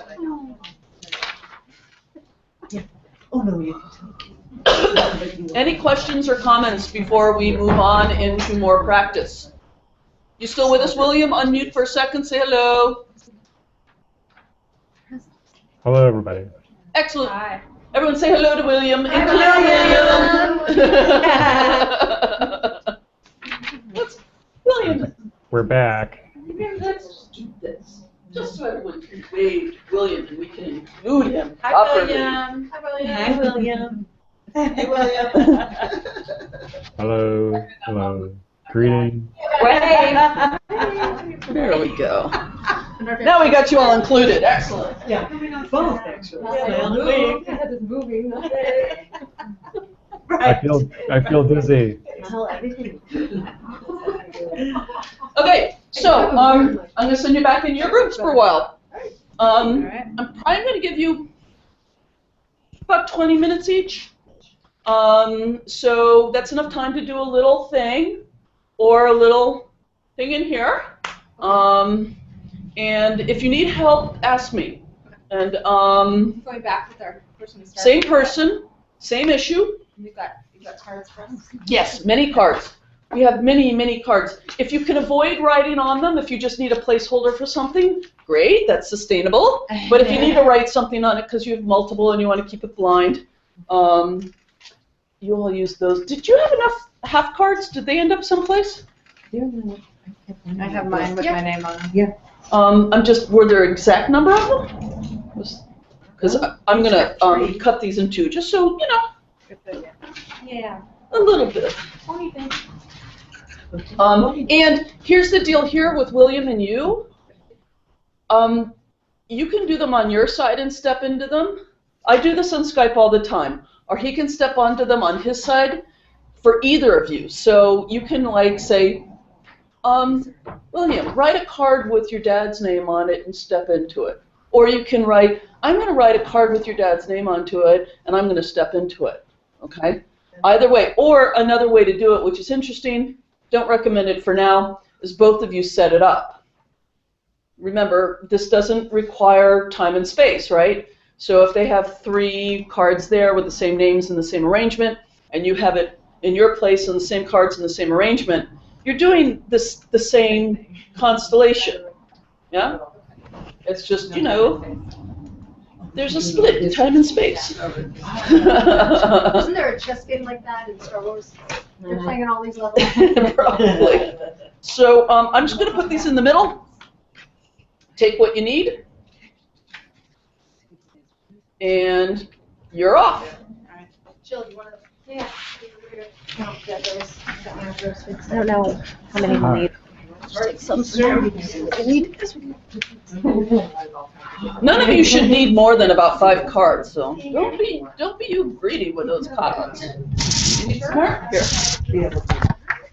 Yeah, I'm seeing. And if you do need to write on them, please write on them. Can you hear me? Yeah, gotcha. Okay. We've been hearing about William all afternoon or all day, but I've only heard your name once. Can you remind me? I'm Christina. Christina, okay. All right. So I'm going to put up your face, and let's go back to your... So you've got about 20 minutes. Okay, I'm looking at your innocent smile. If you need some help, and we'll switch. You get 20 minutes each. I looked over this list in terms of the cards and the meditations. I'm thinking the one that has the kind of most charge for me would be a meditation on lost elements or ancestors. On lost ancestors? Yeah, basically, my father lost his mother when he was 1 year old in this 1918 flu epidemic, the Spanish flu epidemic. And at that point, there were several other kids in the family. The father decided he couldn't handle it, so he gave all those kids to the mother's family, mother's brother's family.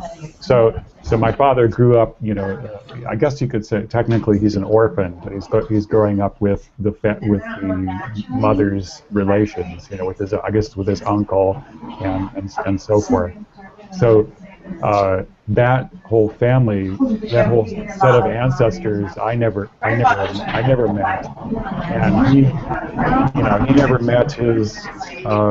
He never, was in a strong relationship with his own mother, or he actually did have a chance to meet his birth father years later when he was in his I guess my father was in his late 50s when he met his birth father, who had moved up to Canada. So I'm just thinking this has some kind of charge for me because I think it's about um, support and abundance, and being welcome, being kind of cast off versus welcome sometimes. So William, will you help me out a bit and tell yeah. me who these people are in relationship to you? So if they're your father's brothers and sisters, is that right? So they'd be your aunts and uncles? They'd be no, they'd be. I'm not very good with the uncles, aunts, and nieces thing, but okay, so they're the brothers and sisters of your father. No, of his mother. The brother. They're the family of my father's birth mother. When she died, the birth father gave the children to the birth mother's family. Got it. So your father's mother died, your grandmother died, and your grandmother had more children than just your father. Right. She had. How many? It was 3 or 4, something like that. It was in a fairly large family for the time, and of course that was a depression that was just getting rolling then too, along with the Spanish flu thing. So I think it was pretty stressful and understandable why the birth father bowed out. He just didn't have the resources to be a single father for 5 kids, 4 or 5 kids. William, why don't we bring them into the room with you? Okay. Following Leslie's model, and sit them on the couch next to you. Okay. And have them be behind your right side. Okay. Because they are the aunts, they are your paternal uncles and aunts. Were there boys and girls, or just boys? Yeah, no, the adopted family had. No, I'm not talking about the adopted family. I'm talking about the people, the brothers and sisters that your paternal grandmother, your paternal grandfather gave away to be cared for by other members of the family. Oh yeah, I guess you consider those uncles and aunts. Right. So are they boys or girls? Are they men or women? There's both. How many? Let's see. Well, I knew his brother, was my uncle, and we ended up living in the same town with my father and his brother. And your uncle. Okay, but you had aunts and uncles that you did not know. That's true. Yeah, I think we might have visited them once. They were from Georgia, okay. and we were living in Indiana at that time. So I think we might have seen them once, but I don't really remember much about that. It was an early age when I met those people, and I'm not really remembering anything about that. Okay, what if we put down a card on the floor to represent your father? Okay, let me write this down. Yeah. Do you want to put a card for why don't you put a card on the floor in front of you that represents your father? Okay, got it. And then put cards next to you. Put cards on his right side, the one that represents the uncle that you knew and that you grew up with. Yeah, his name was. Let me see. We're going to write his father. His name is. Ed. He called himself Ed, but his name was also William. His first name was also William, but everybody called him Ed. And then. But he had your name. Yeah, he was William Edgar, and I'm William James. Yeah. Okay, so put him on the right-hand side of your father. Now on the left-hand side, put cards to represent your aunts and uncles, however many they were. The other ones that I. Should we just assume there were 3, or do you have a sense? I think there were at least two others. There are at least two others. I think Okay. one was Aunt Maddie. I think was one woman's name, Aunt Maddie, and yeah, blanking on the other. I'm blanking. I know there's another. I'm blanking on that name. And then just write brother on it. Brother. Okay. Okay. So I've got 4 cards down on the floor there. Okay. So can you step into, let's see.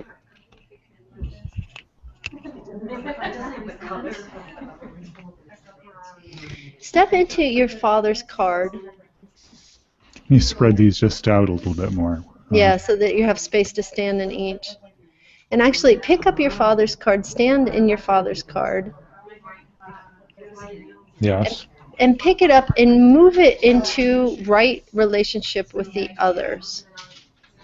What do you mean by right relationship? I don't know what I mean. Just feel it out and see if you get a sense of where that card should be in relationship Oh, okay. to the other cards. That feels right. I think he's kind of in the center of the constellation, and then the others are on either side of him. Okay, well, just hang out in your father right now. Okay. So place him down and then, stand near him or on him. Yeah. Great. I'm doing it. Okay, and do you have any sense of feelings?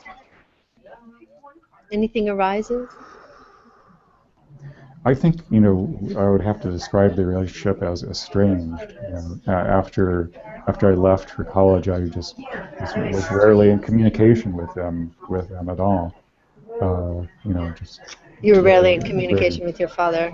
Or mother, or sister, for that matter. So the whole thing was just kind of disconnect, I guess. Okay. Pick up one of the cards from the left-hand side that you don't know, the aunt and uncle that you don't know. Pick up one of those. Let's try Mattie. Okay. So walk around this constellation until Maddie finds her right place, until you feel like she's got her right place. Oh, are you saying I should try to put these in a circle? No, I'm not telling you what place to put them. See if the cards will tell you where they want to be in relationship to one another. So just stand, hold the card, and walk around and see. Here's my dilemma, or Okay. my tetralemma. I have about 5 feet of microphone cable here, so let me just put her down.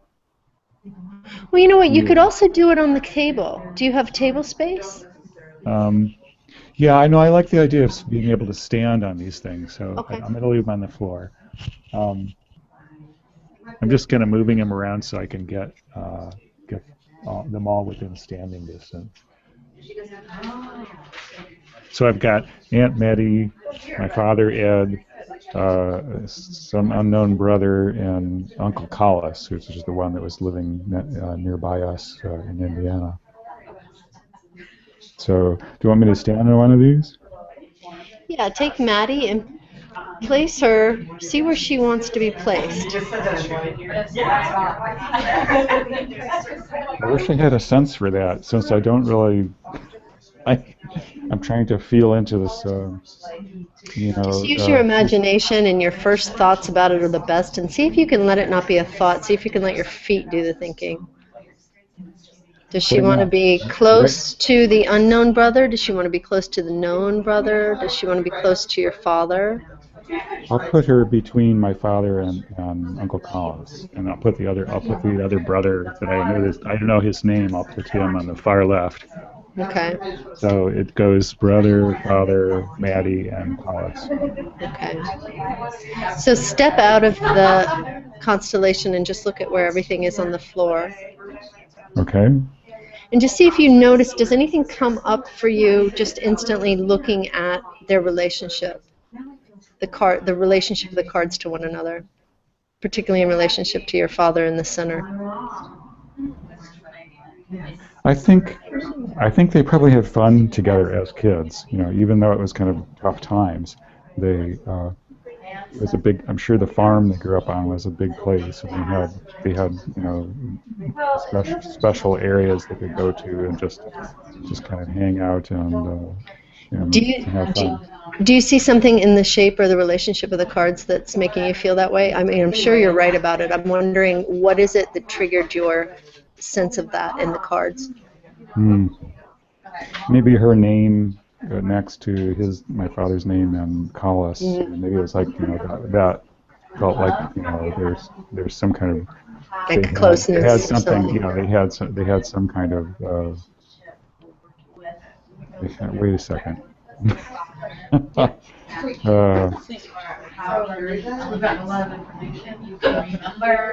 Hold on. I actually have a family tree just over on the other table. Let me just go get that. You're done. Hold on a second. I want to turn them over so you can see. That's what I'm trying to figure out. Yeah, so let's see what happens when she says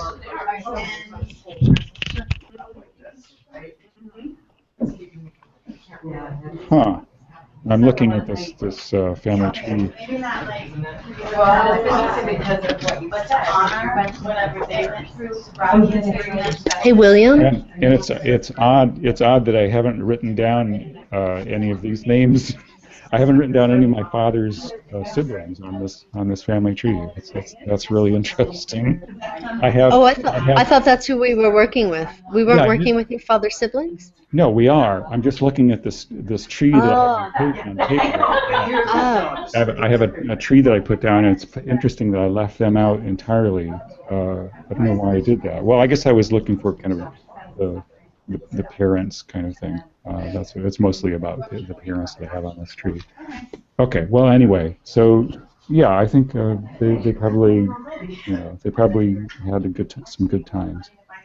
Okay, so step out of the system and just sort of shake it off, and then step into the unknown uncle. I know. And are you there? Are you standing on Yeah, him? I am. Anything coming up? Just let yourself relax for a moment, but if anything's coming up, just report it. I won't ask questions. I'll just wait for you to report.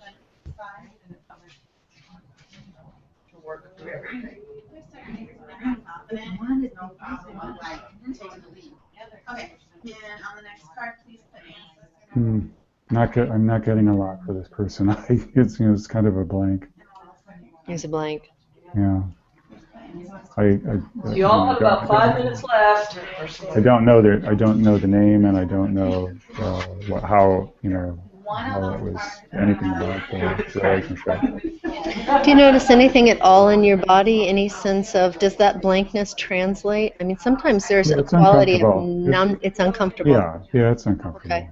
It's kind of there's a technical relationship there, but there's no, it doesn't feel like there's a basis of it in reality. There's no basis of it in connection. It's kind of a technicality. I guess that's how I put it. Mm-hmm.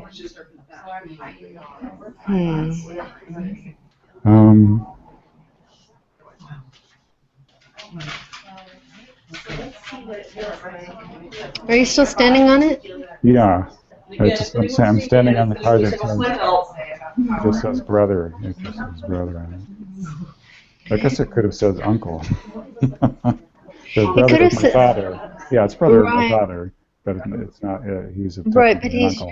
he's your uncle, and he's quite likely dead, right? Right. Yeah. I'm a writer. Okay. Well, actually, and then there's a known uncle, right? Yes, they're both my father and Uncle Collis are dead. And I'm pretty sure Maddie is dead. All these people are dead. Okay. I guess the reason I want to stick in with Maddie and the unknown uncle is because one of the first things you said is you felt a sense of that your father might have felt disconnected from his family. And then I think it's really interesting that you imagine that they had fun as kids. And I want to work with that and play with that as let's just say it's true. And that they did have a lot of fun and a warm connection and felt a sense of loss. Right. I think also, you know, a loss from their birth relations, but a sense of team and connectedness amongst themselves that they survived and found a way to get through the difficulties. Right. So I wonder if you were to put their cards closer together and then sit down in front of them. Let me see if I can do that. Let me move them up to the table because. Yeah, that could be good. Yeah. And move the chair a little bit. Okay, we got here. So you're sitting in front of them. Yeah. And the image I'm getting is of them binding together, sort of, you know, the way brothers and sisters who had a warm relationship and didn't grow up together would, and looking down at you, wishing you well. That's nice. Yeah, that feels good. Does that feel good? Yeah. Yeah, no, it was odd. I felt more warmth from Uncle Collis than I did from my actual father. I don't know why that was, but he was just kind of a more outgoing, warm kind of person. I could see it. Pardon. Yeah, can you place Uncle Collis and your father touching one another so it's like one card is supporting the other? Yeah, that feels good. Let's see if that makes, okay, does that feel better? Because I'm wondering if Uncle Collis, Maddie, and the unknown uncle, it's their job to be more supportive of your father than it is yours. And if you can place the cards in a way that they're a supported family. Yeah, let me put them like a triangle. They're like a triangle. Oh, that's good. That's a good solid. Yeah, around my father. That's great. That's a good solid geometric. All right. Yeah, that makes sense. So did you do it? Yeah, I did. Sit in front of it and see how that feels.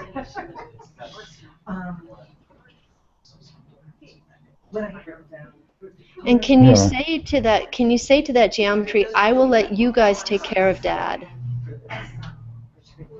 I'll let you guys take care of Dad. Does that land? Yeah, it feels safe. He's, he's got familiar relatives, and they know how to care for each other. Yeah. Hang on, let me just look at my notes a bit.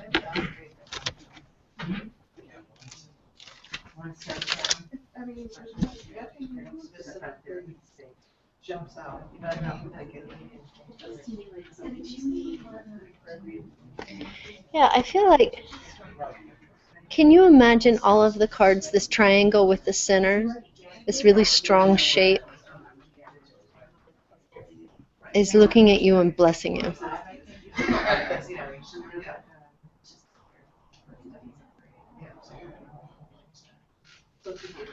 Yeah, they're kind of waving, and then they also kind of do this little Buddhist bow thing. I like that. Right, so, they kind of wave. That's great. Yeah. So do whatever the wave is, do that back to them. Yeah. And do the Buddhist bow and thank them for your life. And wait, what was the line that she uses? I love it so much. I honor the dignity of your fate, and please bless me as I choose a different way. And let's actually work that line a bit to say something to the effect of, I honor you for the dignity of your fate, and please bless me as I create abundance and material wealth and all the support I need. Please honor me as I create. I honor the faith that you undertook, and I ask your blessing in reaching for new levels of support and abundance. Yeah, I'm going to write that line down just for you so you can have it. Mhm. Honor the date. And I'm going to say it in really, I feel yourself holding back a little, and so I'm going to say it in outrageous language just for you to play with it. Huh? How are you going to send it Please? to me? I'll show you. I'm doing it in chat. Oh, in the chat room. Bless me as I choose financial abundance, and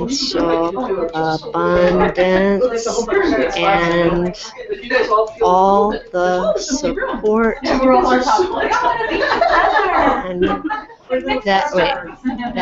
I could possibly need, and even more. So did you get that? Yeah, it says chat when you message. Let me click on that. Oh, there it is. Oh, Me too. I'll copy that. So they yeah, have and I just got the line that we have to close up. that. Okay. But I just wanted to give you words that were maybe even more outrageous than you would have said yourself. No, that's good. Very good. Very good. Thank you. Thank you, Katrina. Oh yeah, my pleasure. Wait, let me see. So are we going to switch, or are we going to go back as a circle? Yeah. So you want to finish this up because everyone else is. Everyone's already switched. Oh, okay. It's my turn now. Okay. Okay. Shall we do anything just to close? No, I'm fine. Go ahead. Let's start with you. Okay. So.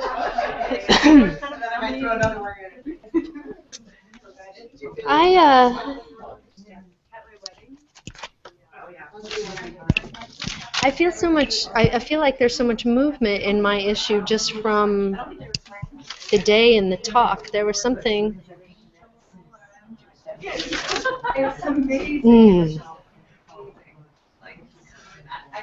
There was something that Leslie said that I wrote down that I felt like.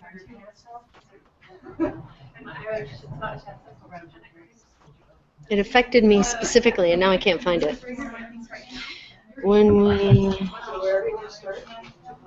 Oh, here it is.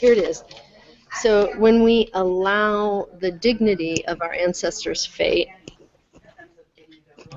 we get practice in that, and we learn how to do it for ourselves. And I think that there's something about my choice, not just to inhabit this very healthy body, but also to live in it with some conflict, that I want to honor the dignity of that choice rather than beat myself up for it. Just say that maybe there's something I don't entirely understand that has dignity about this contraction. Sounds good. So, but I'm not sure how we could play with these. That be something to do with a meditation or cards? Yeah, maybe I'm wondering if we should even do like a structural thing, making a card for what it would be like to be utterly free of self-consciousness. See what happens. Okay. And then stand in that. As that. And then have one for me so that I could play with the relationship. Hold on a second. So what would be the words on that? I don't know. I'm gonna Hey Leslie. But whatever you want to do, however you want to do it. I have 2 cards. Did you give me cards? I didn't.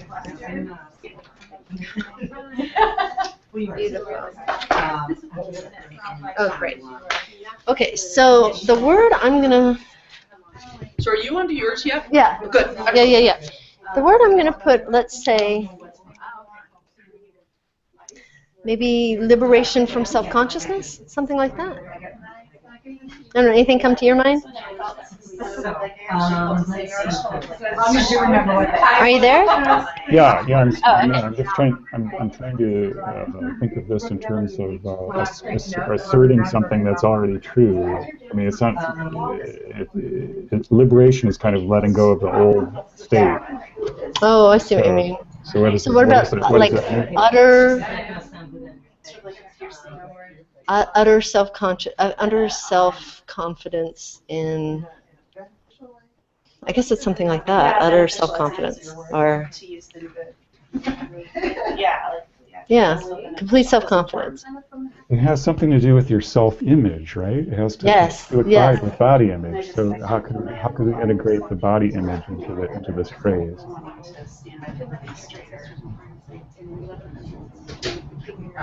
Radiant body image, I like that.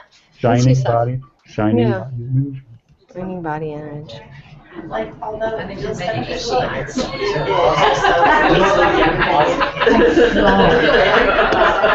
No efficiency in pictures. We're just stretch time for this one. Okay, now make another card with There are exceptions to every rule, present including conflicted rule. body image. Believe me, I've been with a client. Good. And then you can trade off standing on either of those. Well, and it's horrible when you're just them and you're like, if I don't include this, it's not right. It's got to be included. And then We can stand right beside Okay, I'm gonna play with these a little bit. Sure. So are you gonna try standing on one, then the other? Is that it? Okay, are you talking? I put you on an open speaker now. Oh, you're gonna try standing on the cards? Yeah, one at well, a I was time? thinking I should take them one at a time. I did on this. That's what I was thinking.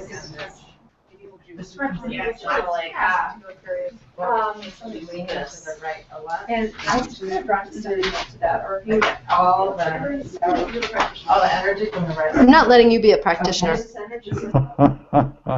Well, I should be telling you to stand on these cards, I guess. But you're the one who's gathering the impressions. Yeah, what do you think I should do? Not a new thing. First stand on the old state. Okay. Pick one that I want to choose now, and I can move around. Does that feel comfortable, familiar? Yeah, it feels familiar. It feels normal. My back hurts. I'm tired. I'm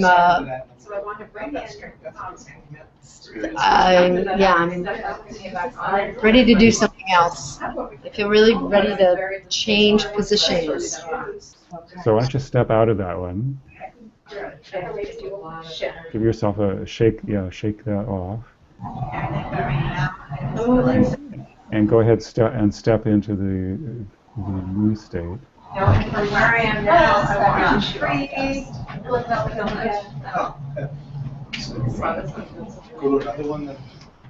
Even though I was grabbing.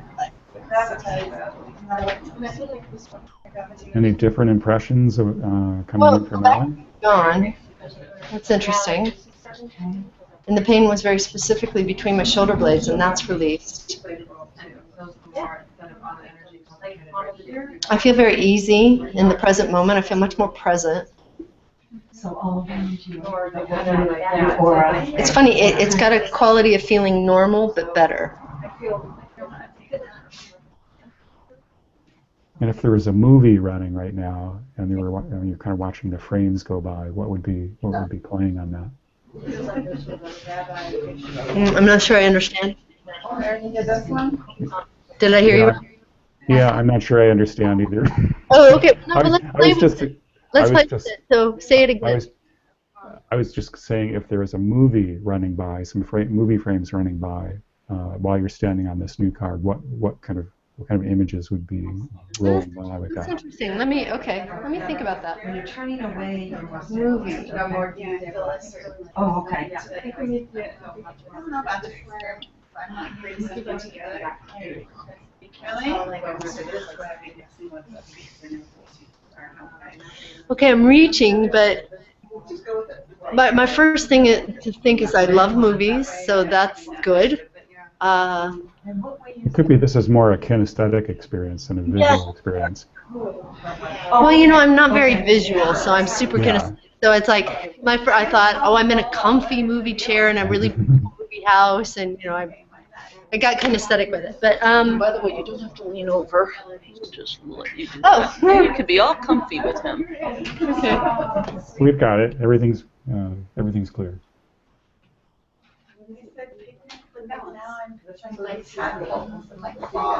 Yeah, it's funny. Feels more free, more relaxed, more open. Well, I'm really curious about this opening in the back, between my shoulder blades at the back of my heart. That, you know, this pain that's been bothering me all day is gone. It's almost like I can feel it underneath. Like it's going to come back the minute I step off this card. Okay. So there's something here. The agitation and frustration has turned into more of loose, dancing kind of playfulness. The only thing that the hitch in it for me is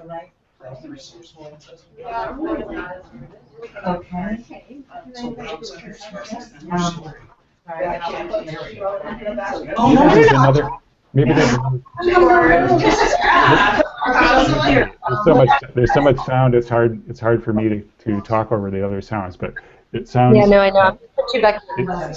Is it possible? Is it possible there's another card in there? Is it possible there might be another?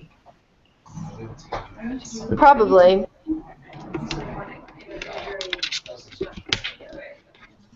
Okay, I can hear you now.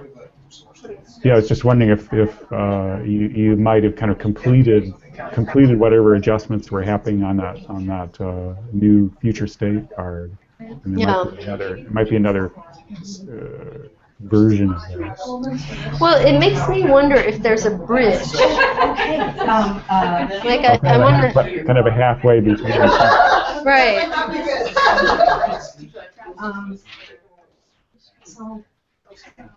Actually, as I stand in the middle, I almost feel like.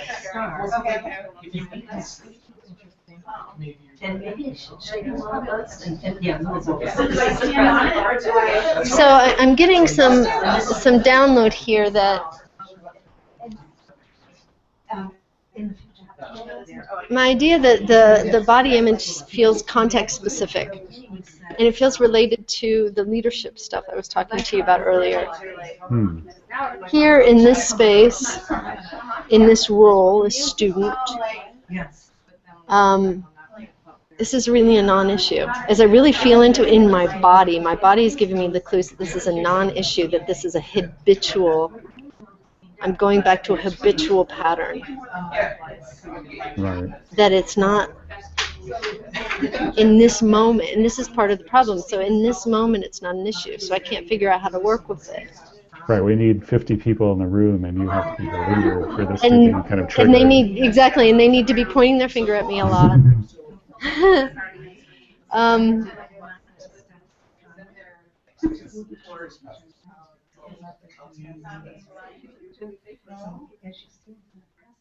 Yeah.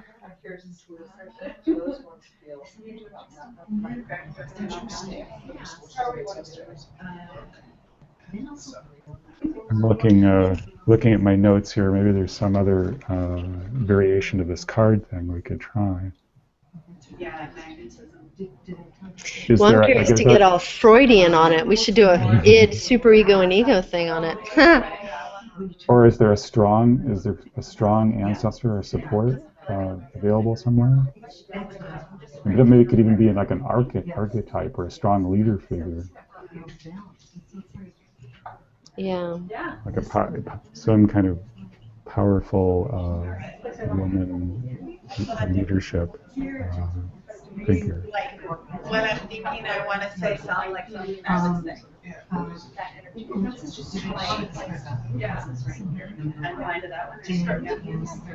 don't know, like acceptance.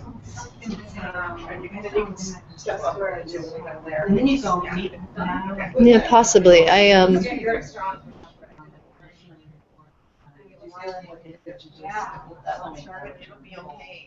felt less of a relationship to it.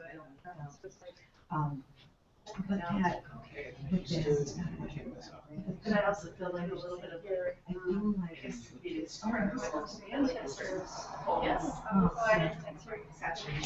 I don't know. I'm losing energy on this for some reason.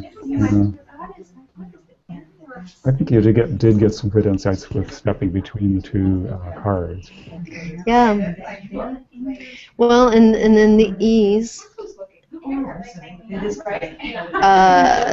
I think for me the big insight was stepping on the present self card and being so agitated and ready to move, and then having that pain, and then stepping in the new radiant card, having the pain go away and the movement become, just not agitated and trying to get away, but playful. Do you have enough opportunities in their kind of daily activities that you can be in this radiant space? I do. I have lots of them, which is good. Maybe then you need the radiant leader card. Ooh, let's try that. Radiant leader.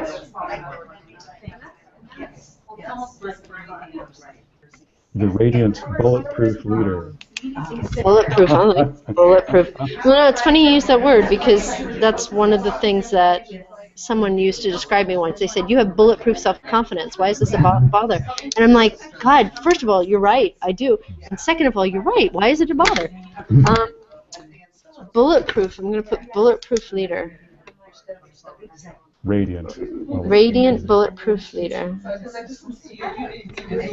Bulletproof radiant leader. Okay, I'm going to put that on the floor and see where it goes. Do you want to add beautiful to that? Why not? Beautiful. Okay, I'm just going to throw it down and see where it lands. Yeah. Right in the center. I kind of aimed it. Very good. Okay.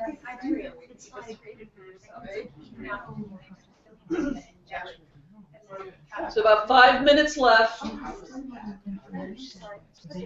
If you need it.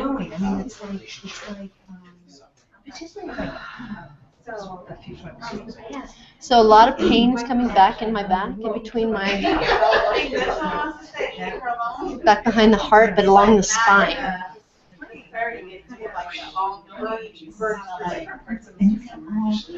I wonder if we're setting up certain expectations that you have to be perfect in this role. Yeah. So this is picking up on some of the work I did in the morning. One of the cards left me with this question is, can you be a leader and take care of yourself at the same time? And if you do you lose the respect of the people you're leading? Right. So I think that's sort of the question. My body is literally in that question.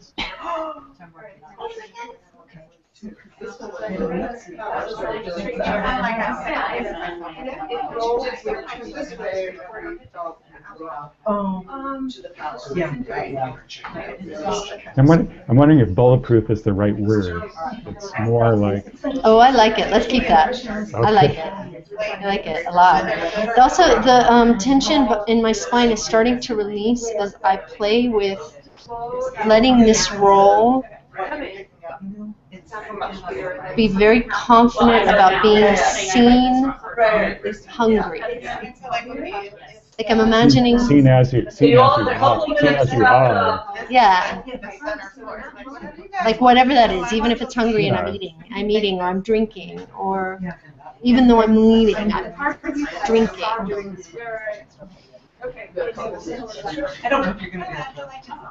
Yeah, that's starting to release the tension out of the back of my heart. Although now I got some in my stomach. Oh, I got a lot in my stomach now, actually.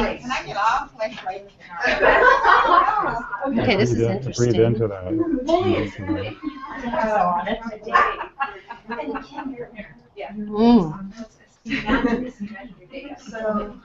Certainly makes sense, solar plex area.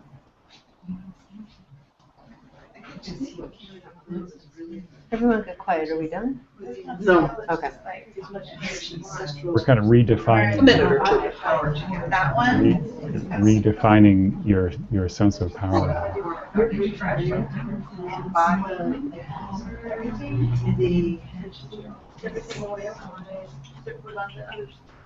So it's interesting. I felt the need to just spread my legs a little bit, more hip, like wide hip width apart, and that felt really solid.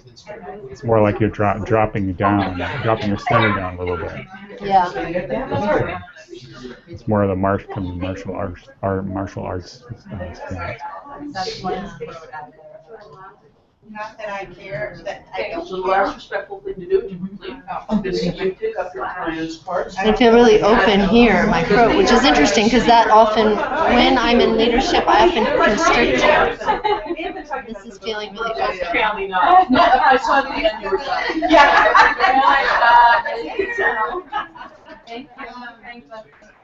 Yeah, I think I'm going to leave this role. I want to talk about it a bit. It's good. It's good. Thank you. Yeah, so I think that there's really something to those words bulletproof and beautiful and radiant. Because I'm going to pick up the cards. Wrap it up. Yeah, there's some way in which I feel like that the bridge between the conflicted thing I've got going on now and the radiant thing is this kind of leadership that has a quality of protection to it, that I can trust that I'm bulletproof. Now, Self-protection. Yeah.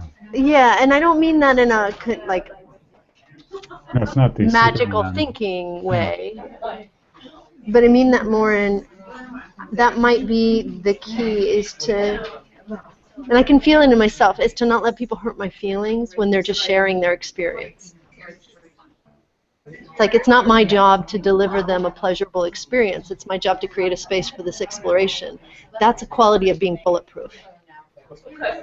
Why don't you hang You're out? also kind of you're Just so you kind of can- holding the tension of the opposites. But yeah, leave when you need to leave. I do understand. You wanted to quick look at the map and see if you're ready to. Are we? Yeah, we're wrapping it up. We're wrapping up. Oh, okay, we've got to wrap up. Thank There you. go. Yeah, it was very good. Thank you. Yeah, this is actually really interesting. I'm going to keep these cards. This is good. Yeah, mine as well. We'll keep the triangle going. Get a clean shot all the way there. Okay, I'm going to bring you back into the group. Thank you for working with me, William. That was really You great. never know. Thanks. But it's more in the city. The Bay Area.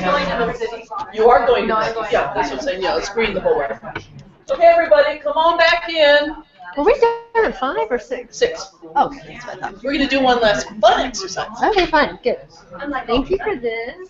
Yeah, I'm glad I brought that. I'm really glad you It did is, too. you know, the ambient noise, even though it's loud enough, it's hard to hear it for some reason. Well, and I'm not good with that kind of filtering anyway. Hang on, let me, I was thinking, I don't need this, but I'm going to throw it in anyway. okay. So Perfect. We got it. We got it. Okay, That's good. great. That's great.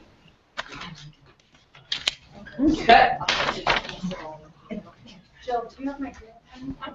Oh, Yeah, I have a pen. Okay, what happened that was cool?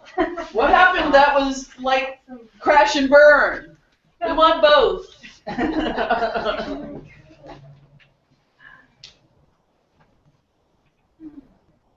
What did you learn is really the more interesting question there. Yeah. Entanglements are very interesting. Okay. And if you're going to sit on the floor, I'd invite you to sit in just a little bit more so that William can hear you too, because your sound will be blocked a little bit. Excellent. How so?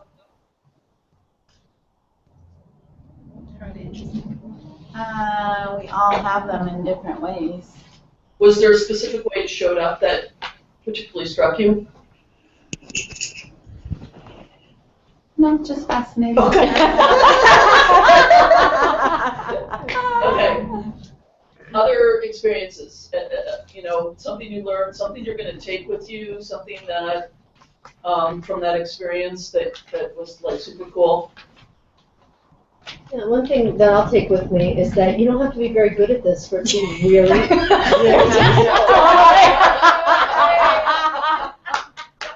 Bravo. Well said. Yeah. If you want to do full-on constellations, you better really understand the framework and everything. But to get a little bit of information for your client or for yourself, yeah, anyone can do this. Absolutely. Yeah. Yeah. I love just seeing my client explain exactly what she was standing on. Like, Although it was blind. although it was blind. Yeah. But it was It was amazing kind to of me. crazy. I think she had a really good client. I had the ideal client. I was like, oh, great. And she's like, oh my God, that's so great what you said. I'm like, I just wrote down what you said. These are all your words. You did all the work. There was a great one. She was standing on the spirituality card. She didn't know she was, and you said, like she said, I'm on the cross. I'm standing on the cross. And she goes like that. Yeah. Like I'm that. stuck. Yeah. Yeah, it was, And then it was money and spirituality because that was your issue. Yeah. And at some point, apparently, and again, all blind, she said, I need to make a bridge between these two. oh. Don't you love it? And then it was, now they want to come together. So they ended up together at the end. So that was a structural constellation. Yeah. Powerful. Structurally. Basically anything that's not ancestral. So it was spirituality and money. It could have been, she could have found out that money represented grandpa and spirituality, you know, whatever, but they left it at the level pretty much of structure. And actually, I want to do an addendum to that too, that I was saying that I had in the past blamed this on my family and the imprints I got from them, you know, just the family system, but what the information I got was, this is on you, this is your choice to make, this is you, this is not them, this is you. Well, and it's always us. Right. Oh. Yeah, but again, point. we're always reaching back to grab the issue. It's not, I mean, we do understand as children, you know, if you're not depressed like your mom, you could get punished or not included for that. It's very hard to resist as a child. But fundamentally, it's something we reach for, yeah? So it's always a choice. Okay. Yeah? Yeah. Yeah. Yeah. Cindy and Kathy and then Beth. So, what was really interesting was I was working kind of on issues of power, confidence, and value, having those things, right?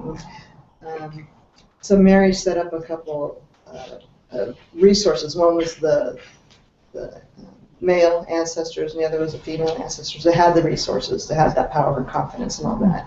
And I stepped on them each individually, and I wasn't getting a whole lot out of them. I was expecting kind of a really like a resolute, like here we are, you know, that strength, that whole thing showing up, and I didn't really get that. And then I kind of stepped on the two of them together, and what was interesting was I just kind of felt like in balance, like there didn't have to be a huge, but I wasn't stressed, I didn't have anything going on like I usually do here, right? It was just kind of a natural breathing and just kind of going with it. And then Mary made this really nice reframe, and she said, well, maybe you're closer to closer to that confidence, power, and value than you thought you were. And I was like, oh.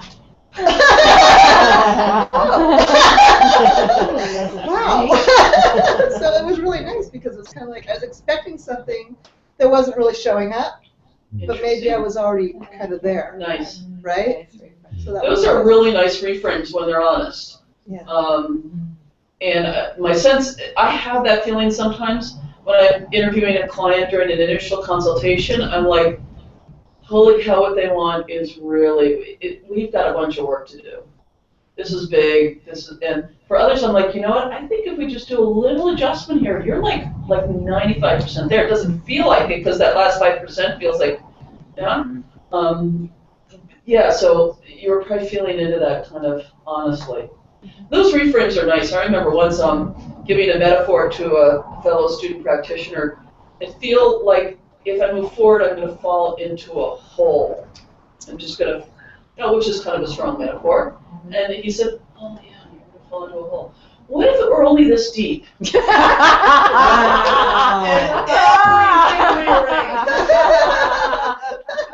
mean, I just could not resist that reframe.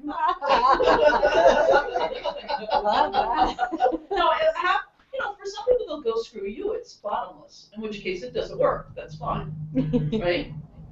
But it never occurred to me. I've never forgotten that reframe.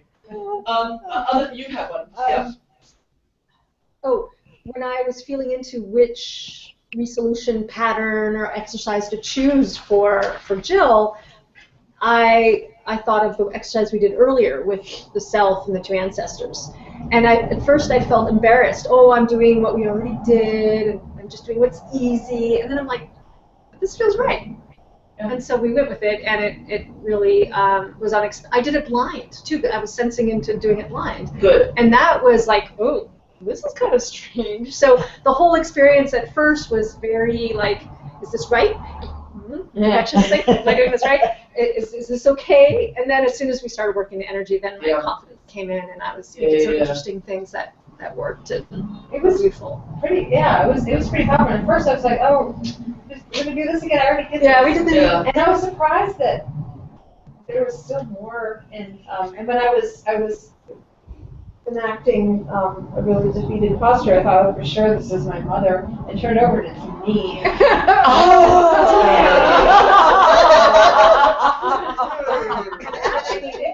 Damn, constellation. It's the same thing that I'd done, and I said, how come I'm back at square one? I just did this 30 minutes ago. And she's saying, well, there's always, sometimes there's more of a piece to integrate, and you can keep coming back to it. So I'm really glad that we went back, because apparently didn't get everything the first time. What was the part B of the two-part constellation? And I'm glad you. That will often happen to me in a conversation with a client. Like, something will just come to me, and I'll bat it away, and then it'll happen again. And like the third time I say, I'm really sorry, but you mentioned cousins an hour ago, and I won't stop thinking about them. I don't know why. And and then that'll turn out. But I'll let myself be skeptical a few times. Okay. And the second or third time, it like pokes at me. I'm like, well, if it doesn't work, then it doesn't work. It's not a big deal. Then I now learn something new. But it seems like my stepping into the field is giving me some information to trust. Yeah.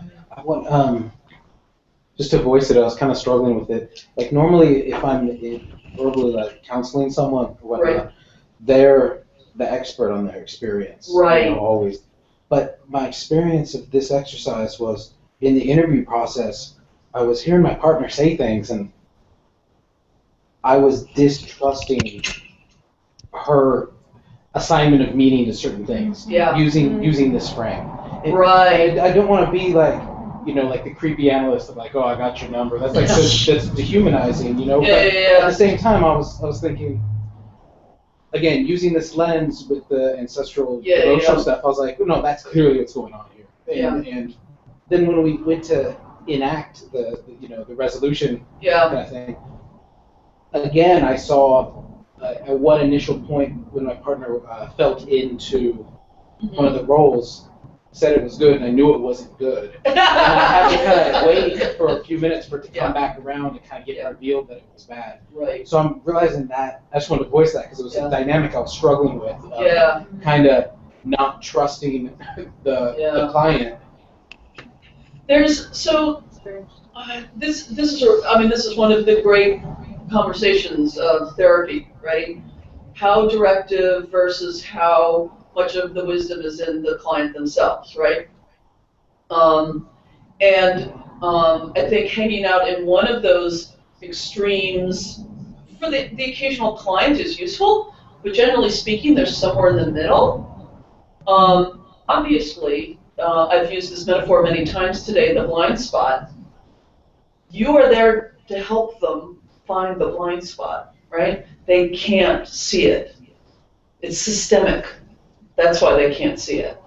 And so partly whatever our modality is partly to help people feel into their blind spot, whatever it is. Hopefully really artfully, rather than, just lecturing them about it, right? Because then that just moves into their resistance and it doesn't work, yeah? There's an NLP frame, which is we all have the resources we already need, yeah? But we don't know we got them. And that's why someone's coming to us and paying us to help them find or see something, right? One of the things, and Kimberly's got, she's going to write something now. But whenever you have to leave, I'm going to leave in just a few minutes. Thank you. Thank you for being here, Kimberly. See you next time.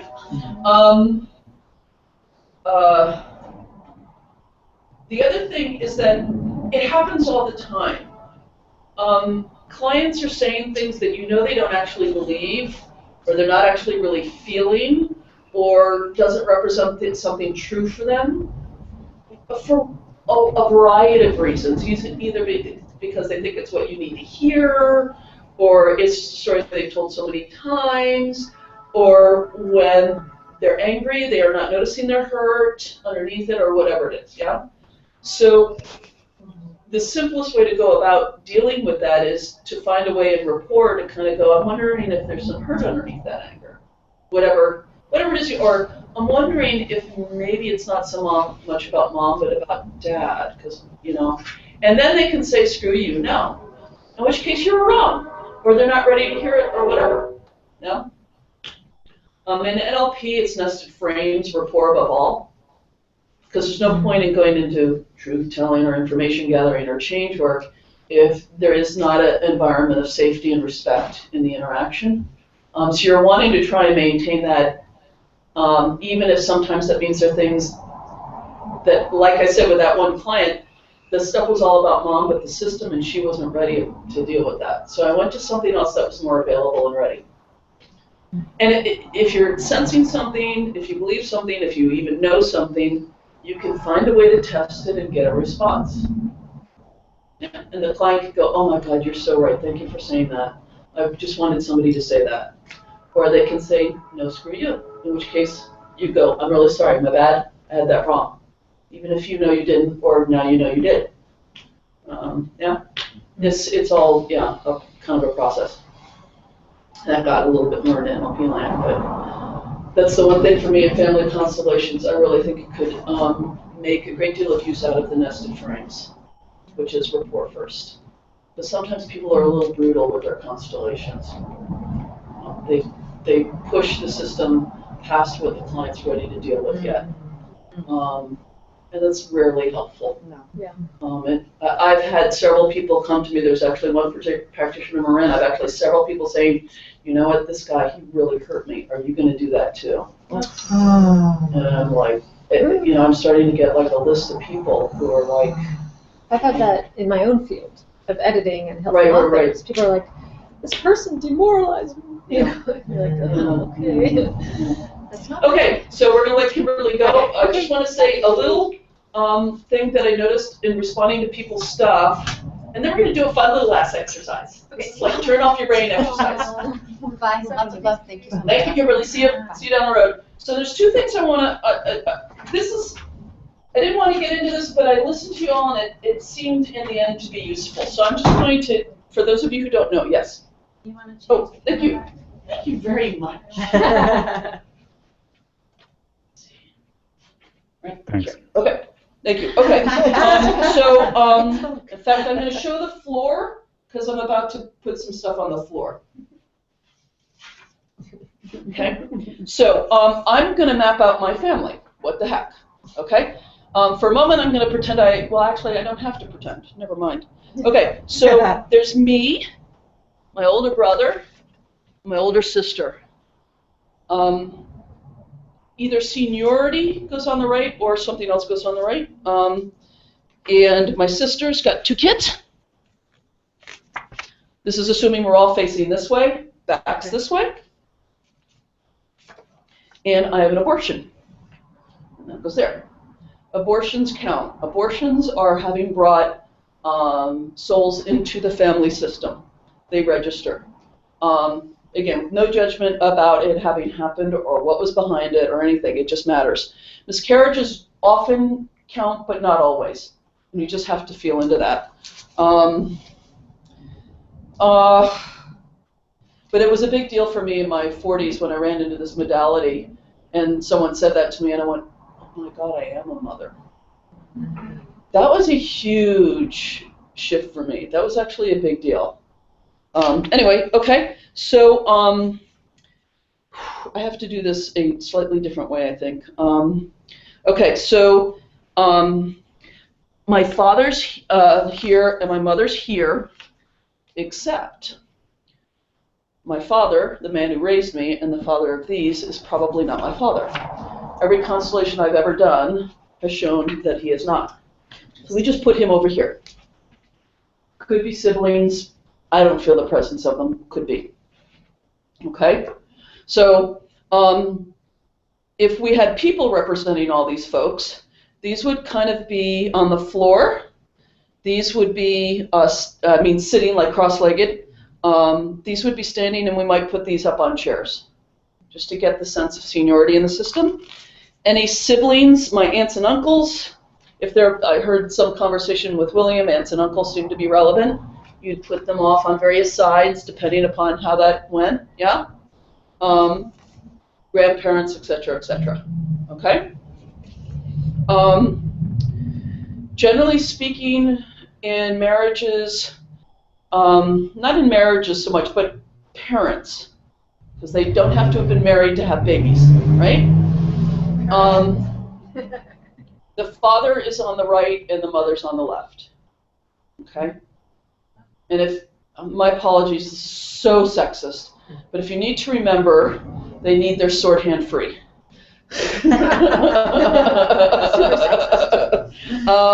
That's the only mnemonic I've ever been able to remember it by.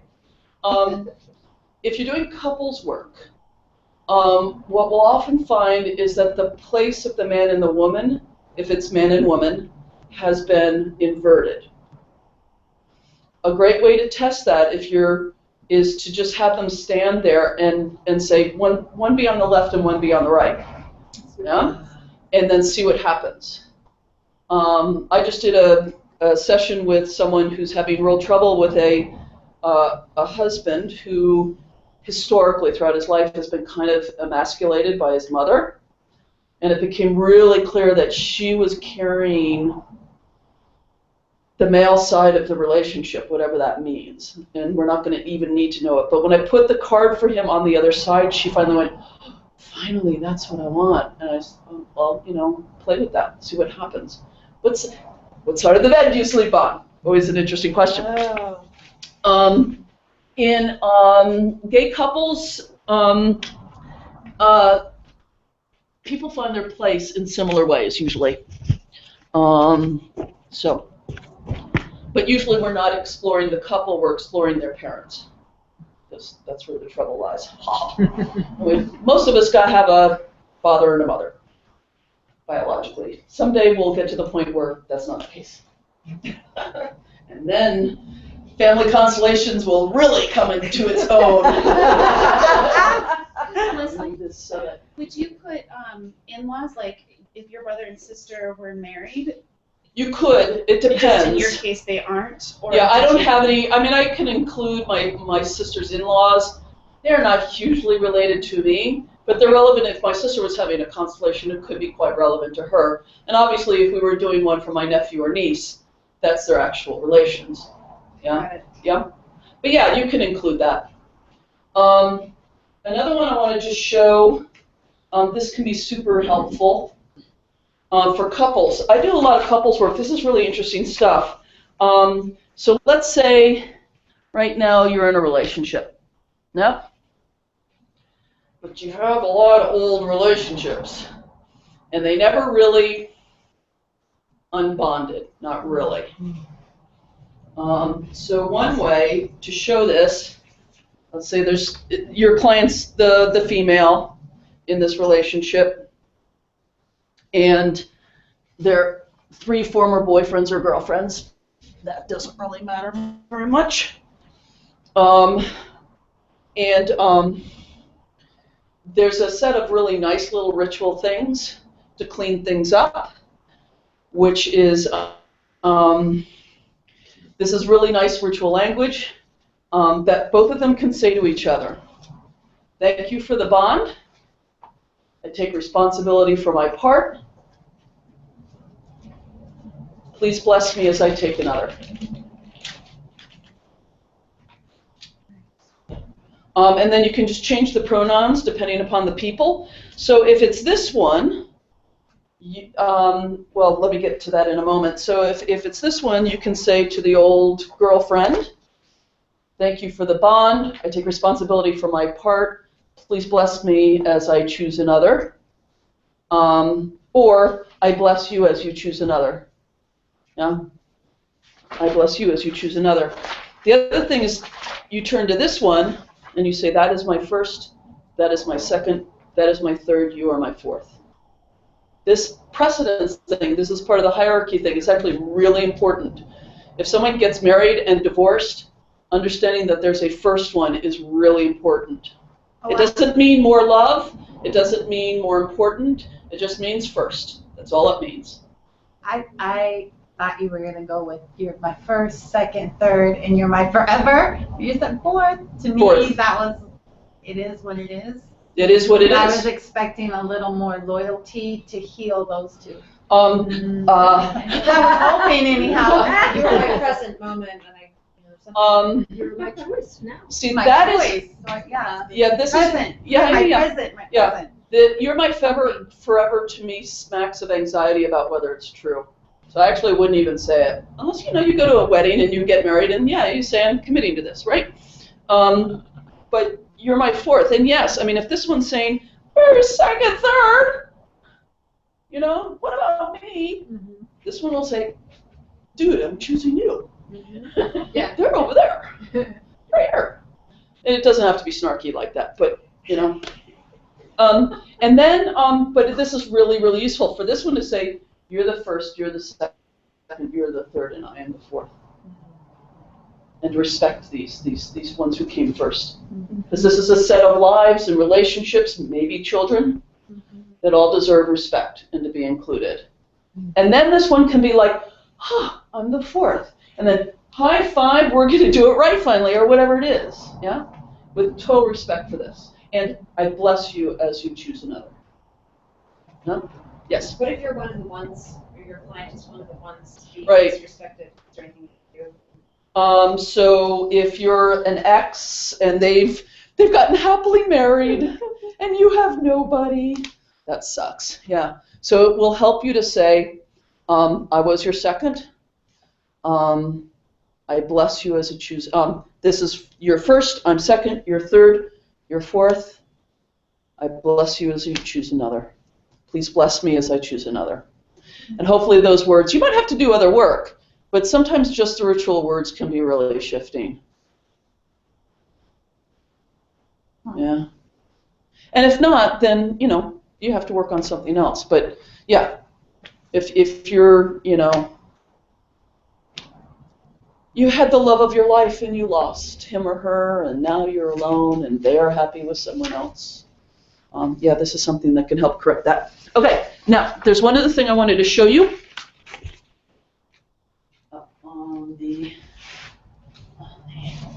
Okay, so I heard some of you doing your interviews. Some of you already know how to do this. This is basically genograms, but with a little bit of a twist. It's so much more helpful to get this information because I heard some of you going, wait, it's your father's what? Sisters, brothers? Well, you can get confused really fast. It's really helpful that you say to your clients, please don't say your grandfather, say your father's mother or your mother's mother, because I know what we're dealing with then, right? So I'm just going to map out mine. I very arbitrarily, I made this up myself. Circles are women.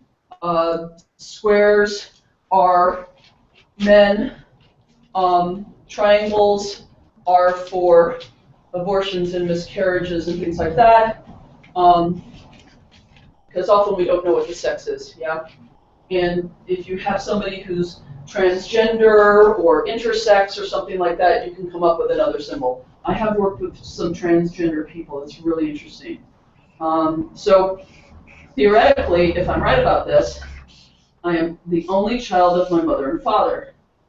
But my father had a guy who whoops,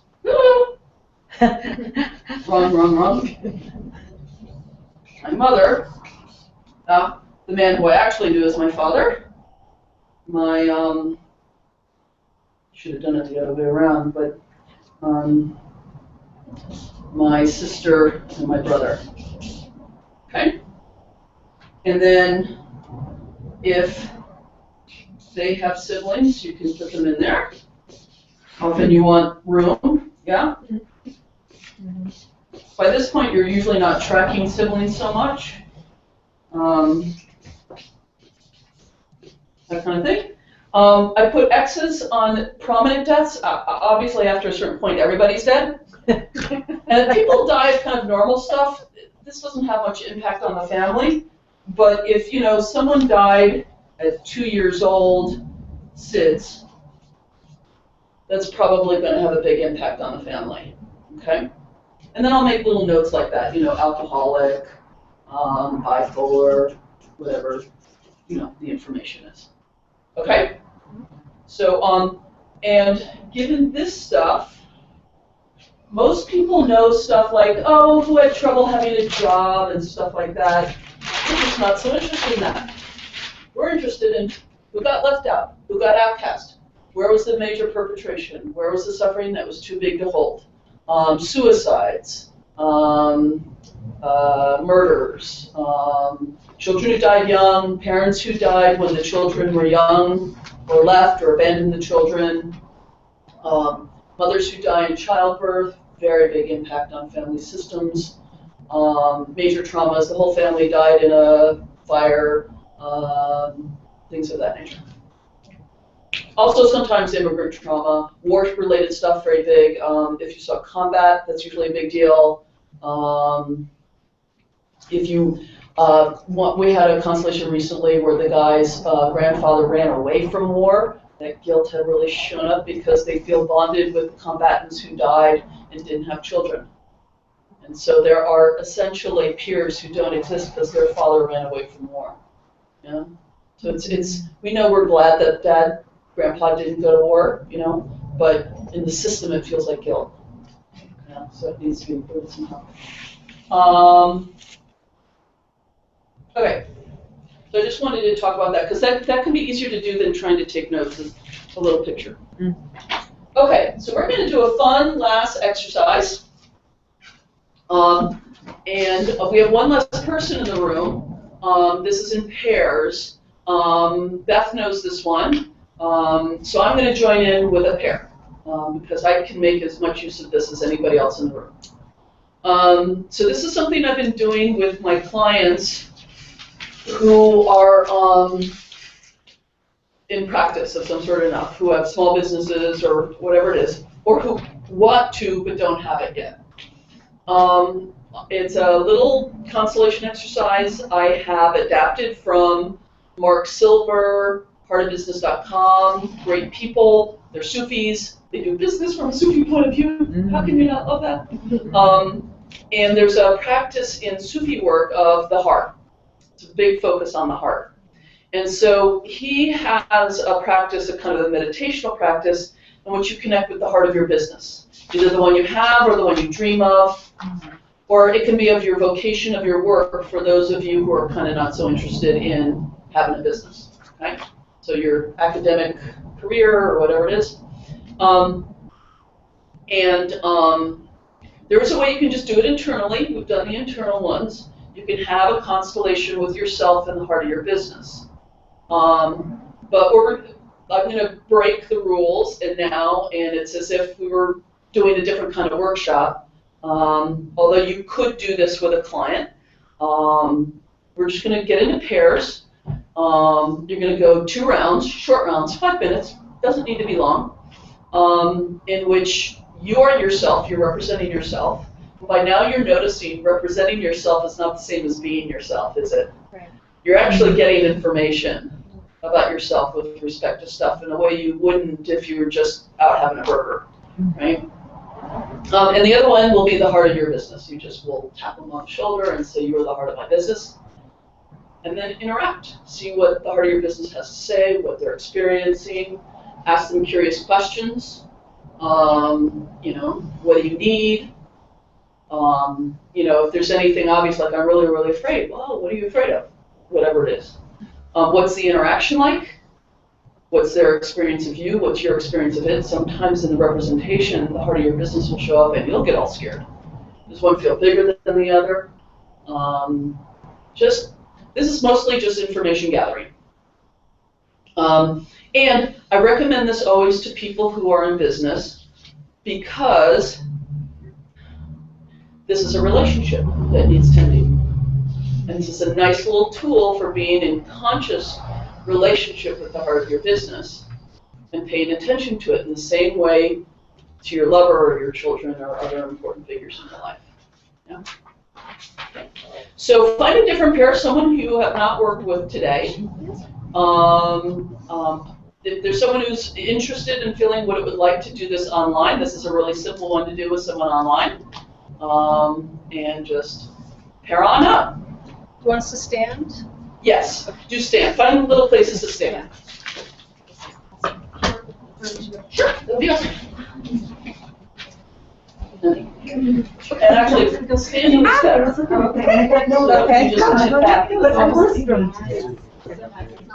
Okay, good. As far enough as you can do.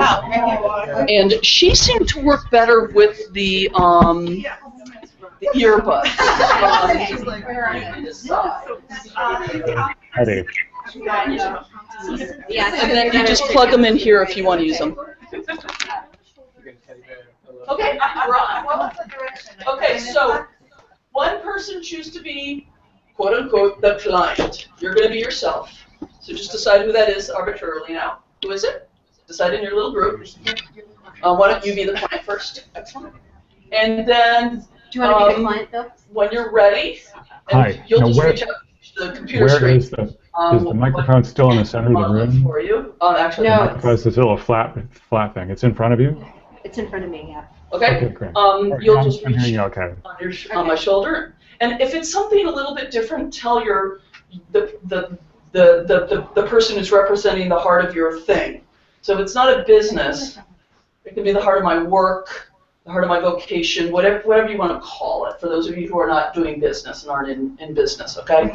And you just touch me on the shoulder and say, you are the heart of my business, or whatever you want to say. Do you want to be the client first, Bill?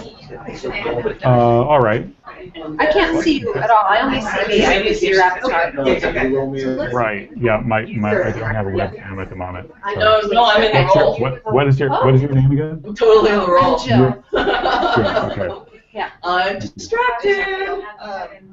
So I'm I gonna would be. Your heart of business. You're going to be my heart of business. Is I'm that very right? happy. I will be the heart. There's not an ounce of Right. So angst or I should tap you on the shoulder. negative Yeah. feeling. You're the heart of my business. But I wouldn't call myself very good. But then what do we do? Then you're going to get some impressions? So we have a dialogue now. Right. I think, is there a little bit of time for you to gather some It's a really happy space. I don't know what. Quite Can you nice just to tell me be what in. your I business is? totally feel this. I do neurofeedback and biofeedback. So what's your clients experience? and develop some instruments. So when you're representing yourself, hardware how is it to be interaction with me? in that area. I've had some success with it, but it's been a little challenging. Part of your business. I don't think I'm quite putting myself out No. So this is the client. Sufficiently. This is I actually did this exercise. No, I'm sorry, client, just you be yourself. Someone be themselves and the other one And part of it. quite a bit of emotion came up with it. In terms Just of, forget the client. you know, it felt like You're the heart of my business. I wasn't quite. I can do that in a minute, no worries. I wasn't quite putting the effort out. I wasn't quite doing enough for my business. And my business was there for me and supporting me, but I don't think I was supporting it sufficiently. Yeah. So let's go right into the exercise. I'm the heart of your business, and go ahead and speak to me as if I am the heart of your business. Speak to me representing yourself, not being yourself, but representing yourself. Right. So I would ask you, am I in the right business? It feels like I've been helping people. I have a certain niche in this, but I don't know if I've quite got it. I actually, you were saying that, at first I was a little criticky, there's a little bit of. So my thought is, I want you to trust me, and I want you to hear me. I'm kind of hungry. How are your business, for God's sake? My heartbeat is. Wait, as you say that, you just Can you sit down and be a little closer to the microphone? I noticed my feet more. And I actually, instead of doing the pretty thing, I'm seeing you. I actually really wasn't seeing you. It's because I'm picking up sounds from the whole room. Okay. That's better. I'm hearing you louder now. Okay. So, thank you. I want you to I would like that. Oh, totally I want like you that. to value me. That would be awesome. I want you to care for me. I'm feeling a little faint. Okay, that's funny. I don't feel you. A little short of breath. Like I really I need. mean, I like this feeling, and in Like fact, I if need you to be could, spooned. like, I need some be a little more TLC solid, and not tuned mushy. into. I want my it's needs to be attended to, and you're the only one who can do Yeah, it. that's better. But when you say I got your back, I don't Thank you. That's important. That's important to me to hear that. It's the shoulder. Yeah, that actually feels I better. do feel like I can do more for you. You think what? I can do more. I can do more for you. Yeah. That's actually probably useful. A bit of a healing. Some shyness. Putting myself I'm like, you know what? So when I hear that, I feel some intentions are good, but you're gonna get distracted. some impatience. Like, who else but you? You are the one. It's time. Grow a pair. My experience.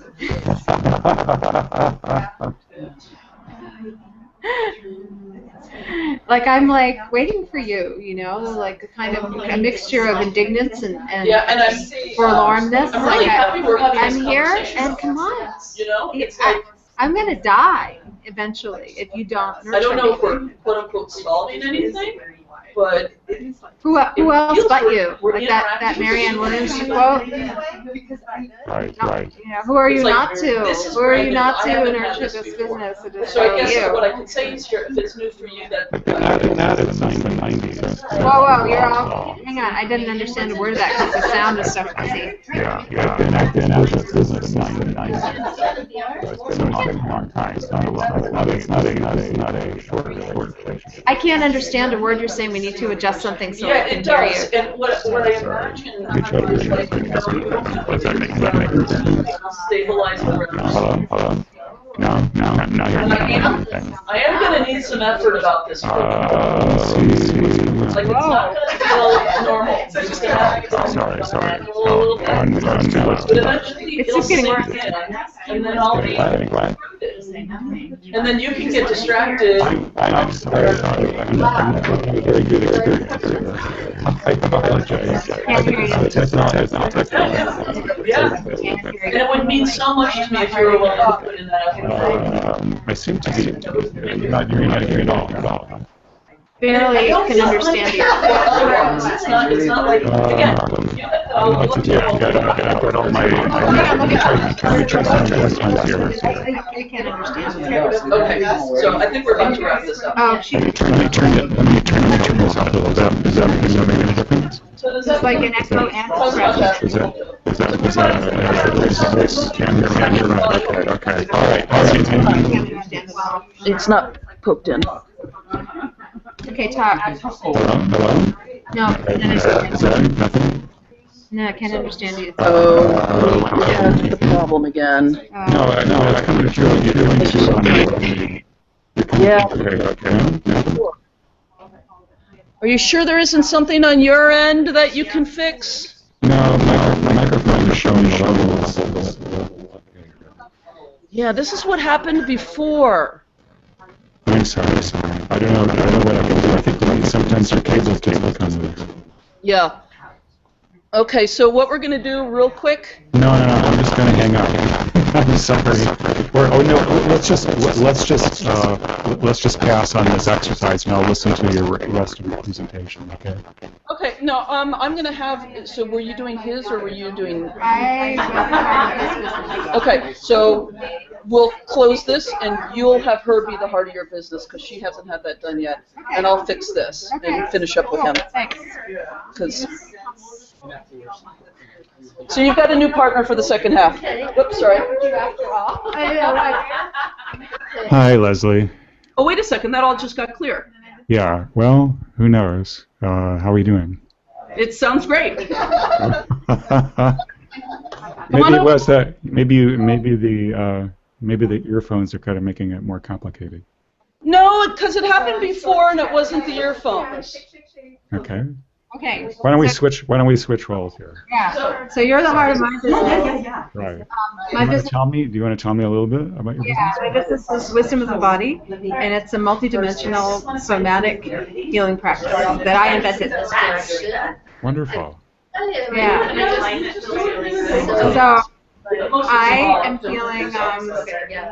So okay, well wait. I need clients, and it's the right heel. the local New Age rag failed to include my ad in their And what's your emotion or feeling? latest issue, and so the one thing I was going to rely on is gone. So what's interesting, So I need clients.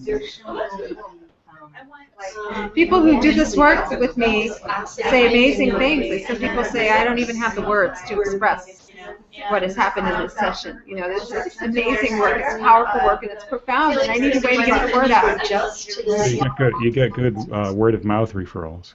Your eyes open. It has. People find you through existing clients. Yeah. So you just need a wider audience, more exposure. Yeah. So ask me some questions. So, how are you doing? Part of my business. How are you doing?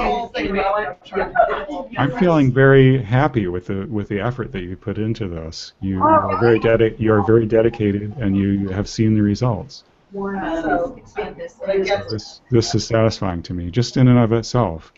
I would not stress out over technical difficulties at New Age magazines.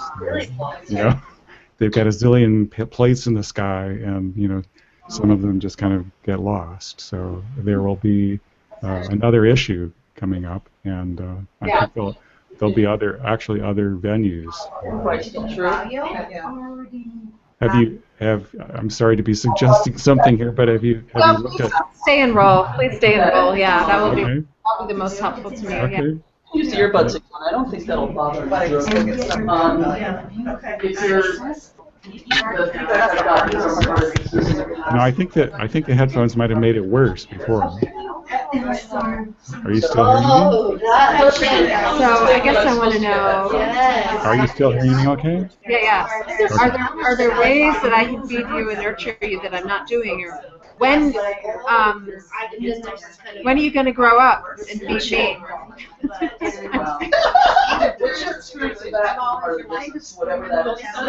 It takes a long time takes a gestation period, and you have patiently gone through that. It feels like you're at the birth point. It feels like you've done this for some time, and that you're ready to just take it to the next level. Really ready, yeah. So just keep on going like I'm going? Is that the secret? I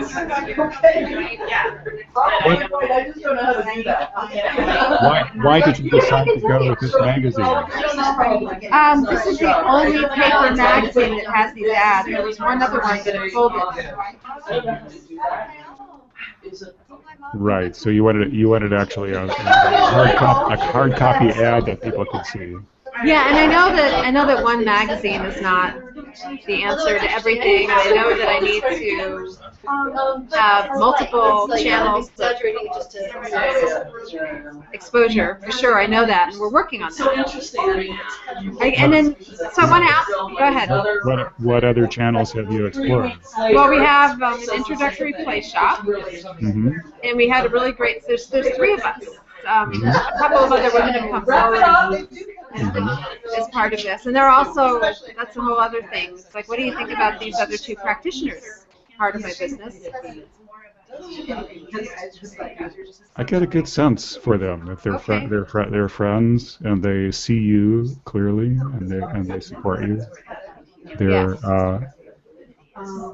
good people. Okay, good. You would not have chosen them if they had not resonated with you. There's a lot of truth to that.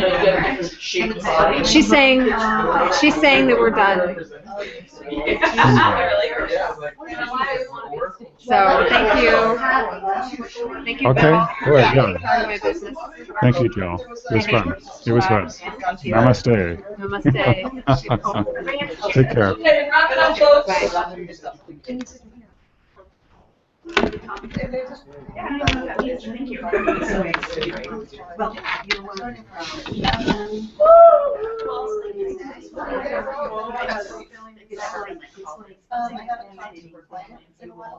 Okay, really wrap it up. I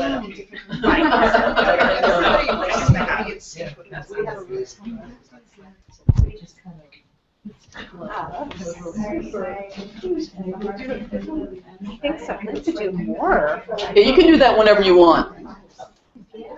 Okay, come on in.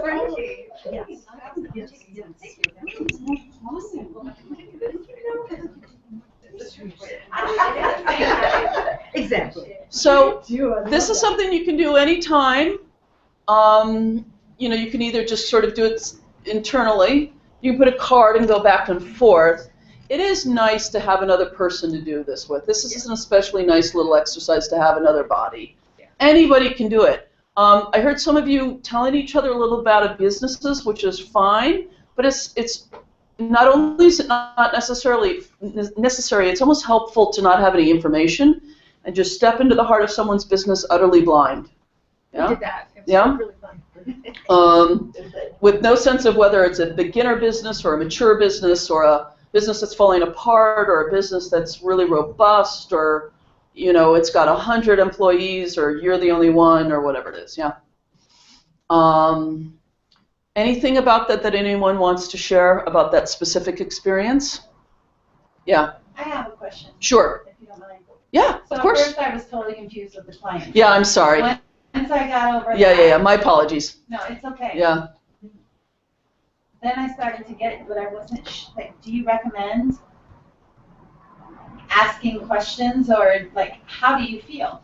Do you feel happy? Do you feel sad? Or what part of my business, what do my clients need? I don't know, what were we asking each other? Yeah, those are all just city or country, Italy or here. Yeah. I was just, because I was already thrown off about the client thing. Yeah. So you can ask anything you want. Again, be careful of the soothsaying part of this. The heart of your business is going to be giving you a representational experience. They're not going to be able to tell you Italy or France. Probably, yeah.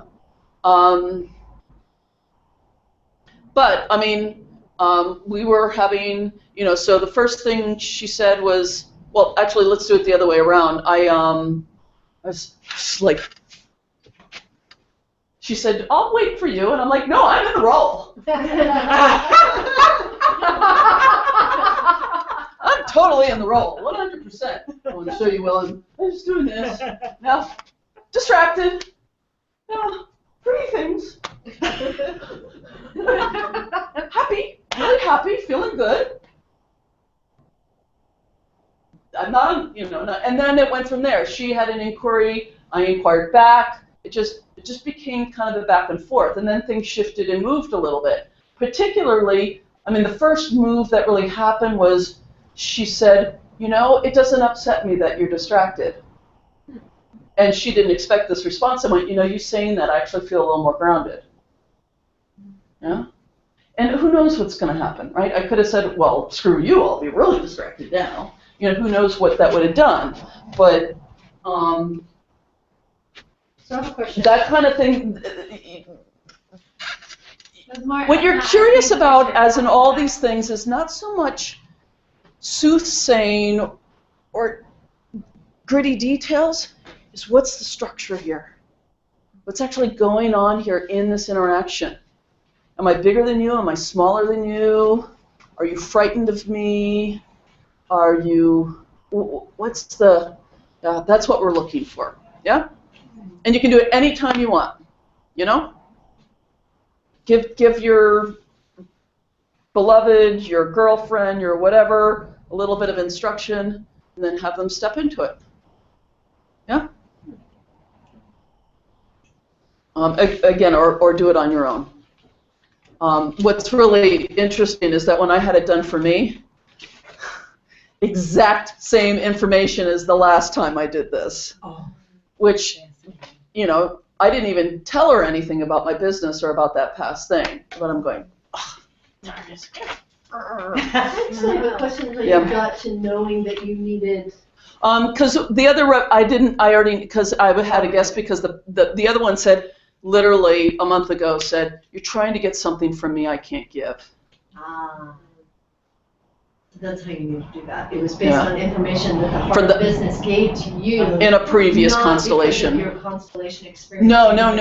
Yeah. I could have figured that out maybe, but I didn't have to. She literally said it that time. And then what I did was so she was representing the heart of my business, and I just put in, that's what I should be getting this other thing from. And instantly the heart of my business went, oh, thank God, she's not trying to get that from me anymore. And we have a sense that there's love for something, like I'm trying to get love from my business, when I should be trying to get love from something else, you know? Which is what we do with our businesses. We make them try and fill those spaces in our lives, and that's not very useful or workable, you know? I mean, Beth and I kind of had this interaction in a previous heart of business, I realized I was trying to get my sense of value and worth from my business and a partner, and then Leslie's like, that's not your business's job, and so we put another thing and source. For me, I call it source. Yeah. And to know that I'm valuable just because. Yeah. So then I can take that responsibility off my business and. Cool. And then we can get down to the business of having a business. Now I can just put food on the table. Yeah. Not give you your sense of worth in the world. It's been a huge shift. I feel I'm still developing that other relationship, and this is new now. This is sort of a new thing. It seems a little tricky to me because I have a sense of wanting to contribute. From an NVC, a communication perspective, we all have a need to contribute. And so part of how I feel that need to contribute is through my business. Well, that's fine. Service. Yeah, that's fine. Kind of looking at the business. If the business is doing bad, oh my God, I'm a horrible person. Then tying off that. Yeah, if I only got 8 clients in my workshop rather than 10, there's something not as worthwhile about me. Yeah. Yeah. And we all do that. I mean, I just want to, and that's not, the electricity will last. I just want to give William a little bit of sense of the group. So yeah, obviously we get an experience of meaning, of contributing, of competence, of creativity. These are all perfectly fine things to get from our experience of business, but our core worth, or our sense of being lovable in the world, those are just inside or not, right? So we got 3 minutes left. Other questions, thoughts, contributions? I have a question. So now that we've worked today with this frame, the checklist, and getting a sense of the orders of love, when we're doing the heart of business, are you suggesting? I was wondering, should I be looking for what's in balance or what's out of balance, or what's in order or what's not in order? Yeah. I mean, in every single constellation, it's an examination of system, and these orders apply, or they're out of order. So in this case, this actually encompasses also role. So I was giving the heart of my business, a role that didn't properly belong to it. And it just told me, basically, somewhat in other words, but it was kind of saying, you're asking for something, you said it, you're asking something from me something like that, I don't remember the phrase. Yeah? Or you can, the business can say, there's something missing, or I don't feel you're paying attention to me, or whatever it is. Yeah? Us and our businesses are a system, and if something isn't working, something here is out of order. Yeah. Now, I got you all confused, but not completely unusefully confused. For those of you who are in business, another really useful little dyad is you and clients. That's what I was expecting, Yeah. like Yeah. how she would feel as a client about me, my energy and Yeah. So that's another really useful dyad. And that's the way you can find out, oh my God, you're trying to get something from me you shouldn't be trying to get from me, or you scare me, she's like, or I'm tipsy. It's too much. Like, well, actually, sorry is fine, and I see not that. really, Yeah. not really, sorry, but I was just like, what? I include this. Yeah. What was interesting Or even if something's tippy, you can say, what could be grounding here? She asked Yeah. Lily, Yeah, she yeah. said, I think I need you to touch me, and then when she did, I stopped. Yeah. And said, yeah, no, I And then you, on your own, ask yourself the question, what would it mean to touch my business? Because none of us in the room know what that is. That's a metaphor. Because, a business isn't something you can really touch real well in the same way you touched her hands, right? But you probably know the answer to that in some sense or another. Yeah. And the nice thing that I've noticed is that the more you do this heart of business interaction, for those of you who are in business, the business is like, I'm so glad you're saying hello to me again. Rather than just doing the business. Saying, how do you do the business? I see you. Yeah. Other questions about anything over the day? Can we have a follow-up somehow? Yeah, more. There feels like I want to practice this. I want to report in and ask questions and like, I forgot, or what do I do about this, or how do I, like I feel like I want some more support around this. Yeah. So let me turn this just so that. This demand. Yeah. So I was kind of feeling that myself a little bit. So I'm glad you said that. I'm going to follow this up with an email to everybody, with the recording, oops, I'm not really in the picture. With some of these invitations for upcoming events. I will pose the question. I will do a little thinking about it. If people, here's two options that show up immediately. One is just do a part B. Yeah, more tools with more practice than maybe tools. The other thing is to do an occasional lab. Now, to make it work, there has to be enough participation. There has to be critical mass. Yeah. So it would all doing it would be based upon the amount of response that comes from that.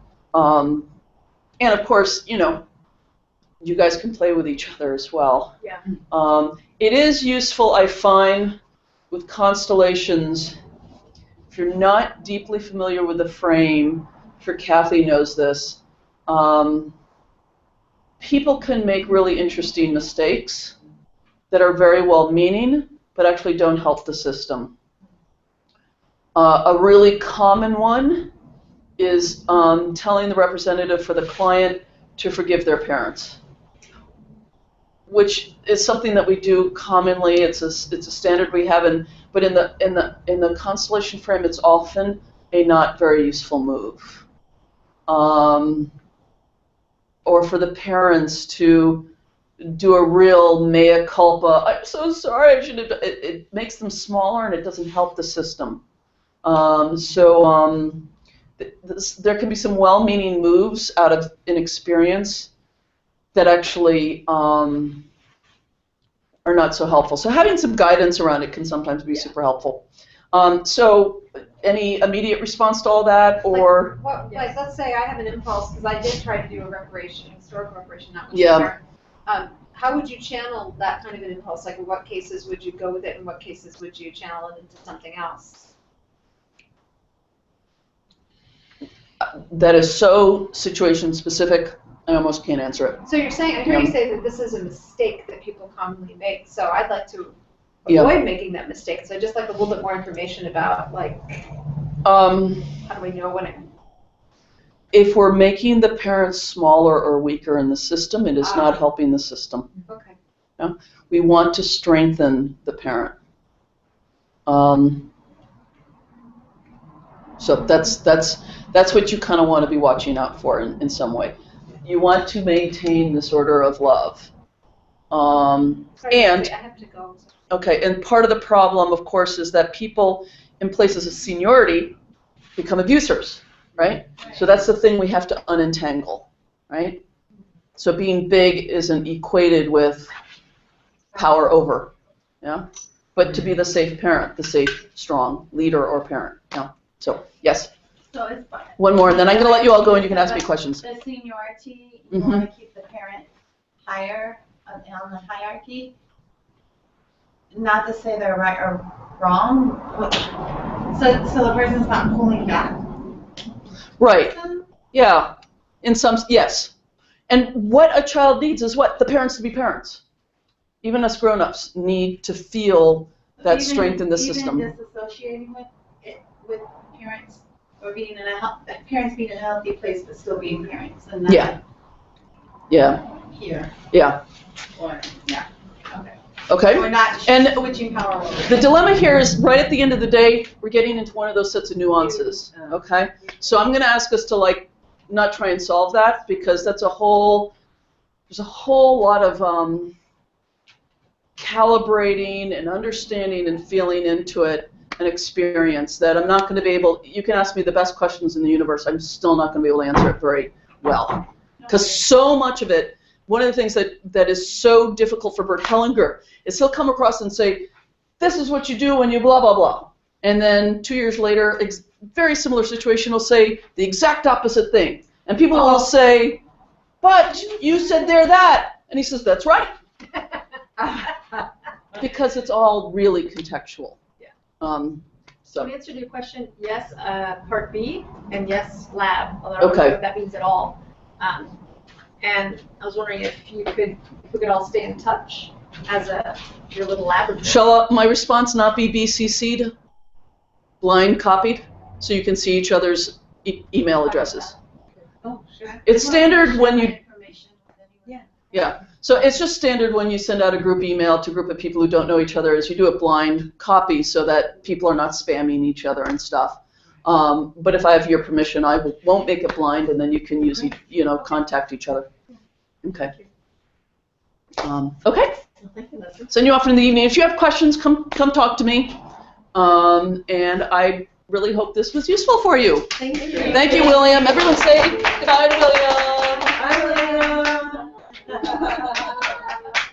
Thank you all. Thank you. I'll be in touch, William. I'm going to hang up now. Okay. Thanks again. Take care. Thank you. Yeah, sure.